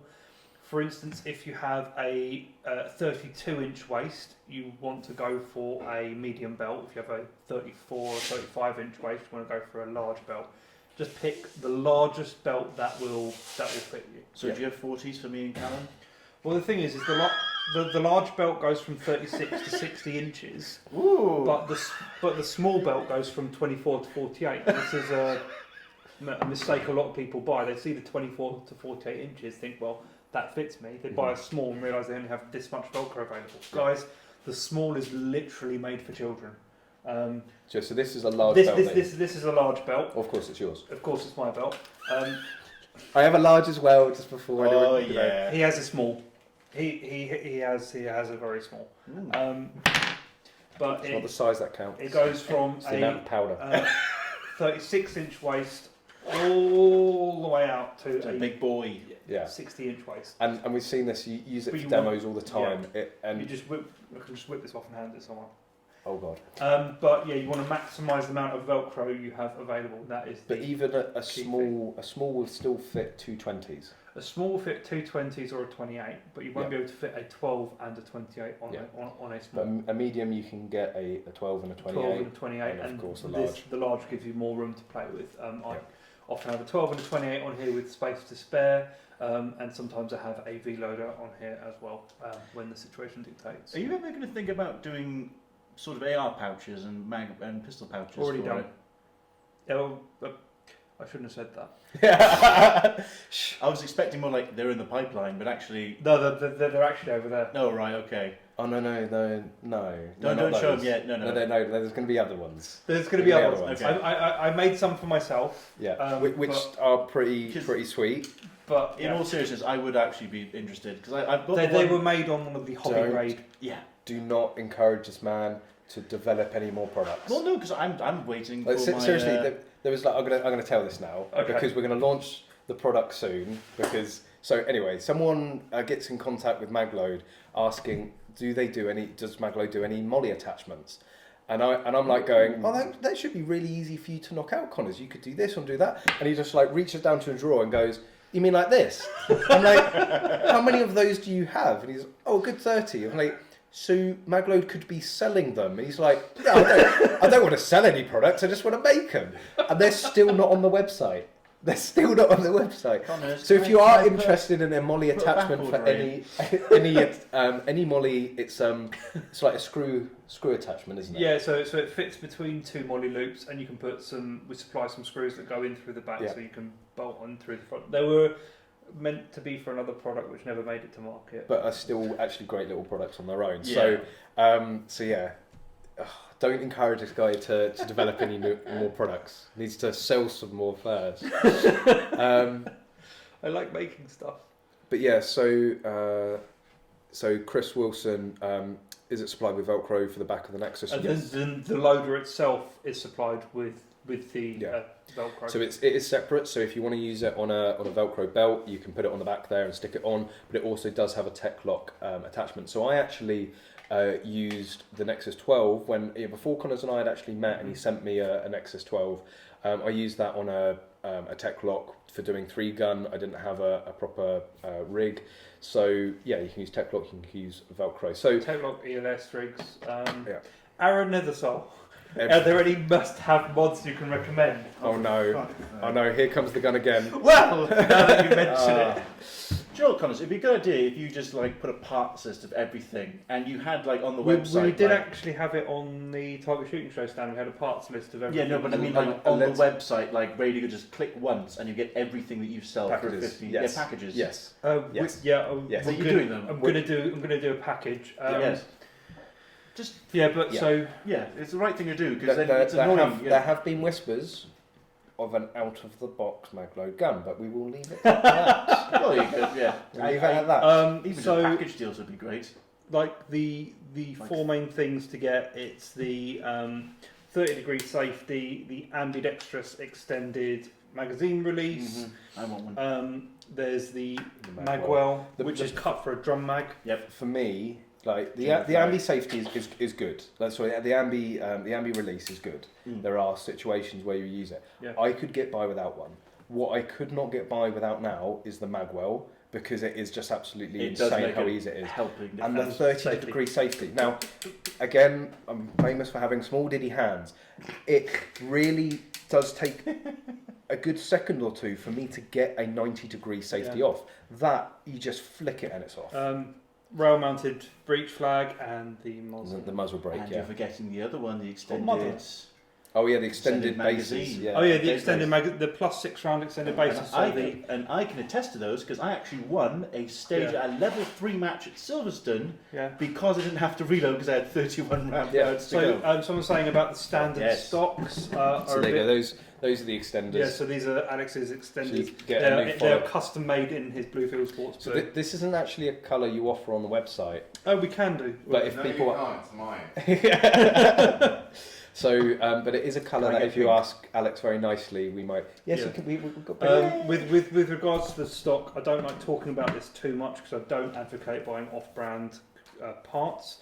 But I already had this airsoft stock. It didn't fit very well on the gun, so I made a little adapter just to tighten up. But certainly, this is a copy of the Magpul CTR stock. Yes, I believe. all the This is a Magpul. Yeah, CTR. I think it is. I really rate this stock. It's a great shape. Obviously, this airsoft one is not a great stock, but the genuine one, which Alex has one, is fantastic, and I really do highly recommend. I mean, the Magpul ones are quite cheap, the CTRs. Well, anyway, Yeah, they are. There's 40 not quid. a lot to them. I'm going to have to be the bearer of bad news, but No! I think that's it. We want to keep these to 2 hours, so I really apologise if there's In 2 questions hours? that we haven't. Yeah, it's gone by, hasn't it? Bloody That's the Laura. thing is, if you don't just set a time, you will end up going on for 4 hours. Yeah, as I've done true. in the past. We have done. Yes. Yeah, I know. I've been there. So I'm really sorry if we haven't had a chance to answer any of your questions, but again, we want to do this every 2 weeks. So 2 weeks to that from today, we'll be doing another live stream, hopefully. And any questions, we might have another special guest. Even Daniel might join us again. I don't know. God. I don't think we want him on the channel again. Why? No. We Very actually helpful, have thank you reviews very so many times before, so I know. maybe we need. Or maybe it's the Magload deals. It's the Magload deals. Yeah. If you guys have any Magload related questions, please hit me up on the Magload Facebook page. You can try getting in touch with him on the English Shooting one, but he doesn't answer his messages anyway. I try. There's just so many. I do try. But yeah, you can always catch any of us. Dan's on Facebook in many of the groups. With POI especially. You can get hold of Connors through Magload on Facebook and of course through English Shooting. Yeah. Comments as well. I just want to stress, I read every single comment that you all make on the videos. Well, I read every single message. I do every single message because I really appreciate the support. Whether or not I actually respond, it's just how busy I am. But I do really value the input and you guys commenting. And yeah, so thank you guys for tuning in here. Also, a big thank you for Richard for joining in on the last minute. This will be recorded and you put can up, go back and so you'll be able to watch it through. But Richard probably see him either on English Shooting or Gunroom TV soon, because he's got a cannon that I'm very excited to see. But we will wrap it up there. Yeah. Thank you very much, Dan, for joining us. More than happy to be here. It's Happy been an absolute Thanksgiving. pleasure having you. And of course, Connor's my adult supervision and guardian. But yes, thank you very much, guys, for sticking with us for the last 2 hours. 2 weeks' time, we'll be doing another live stream. Thank you very much. And as always, guys, I hope to see you soon. Good night. Catch you later, guys.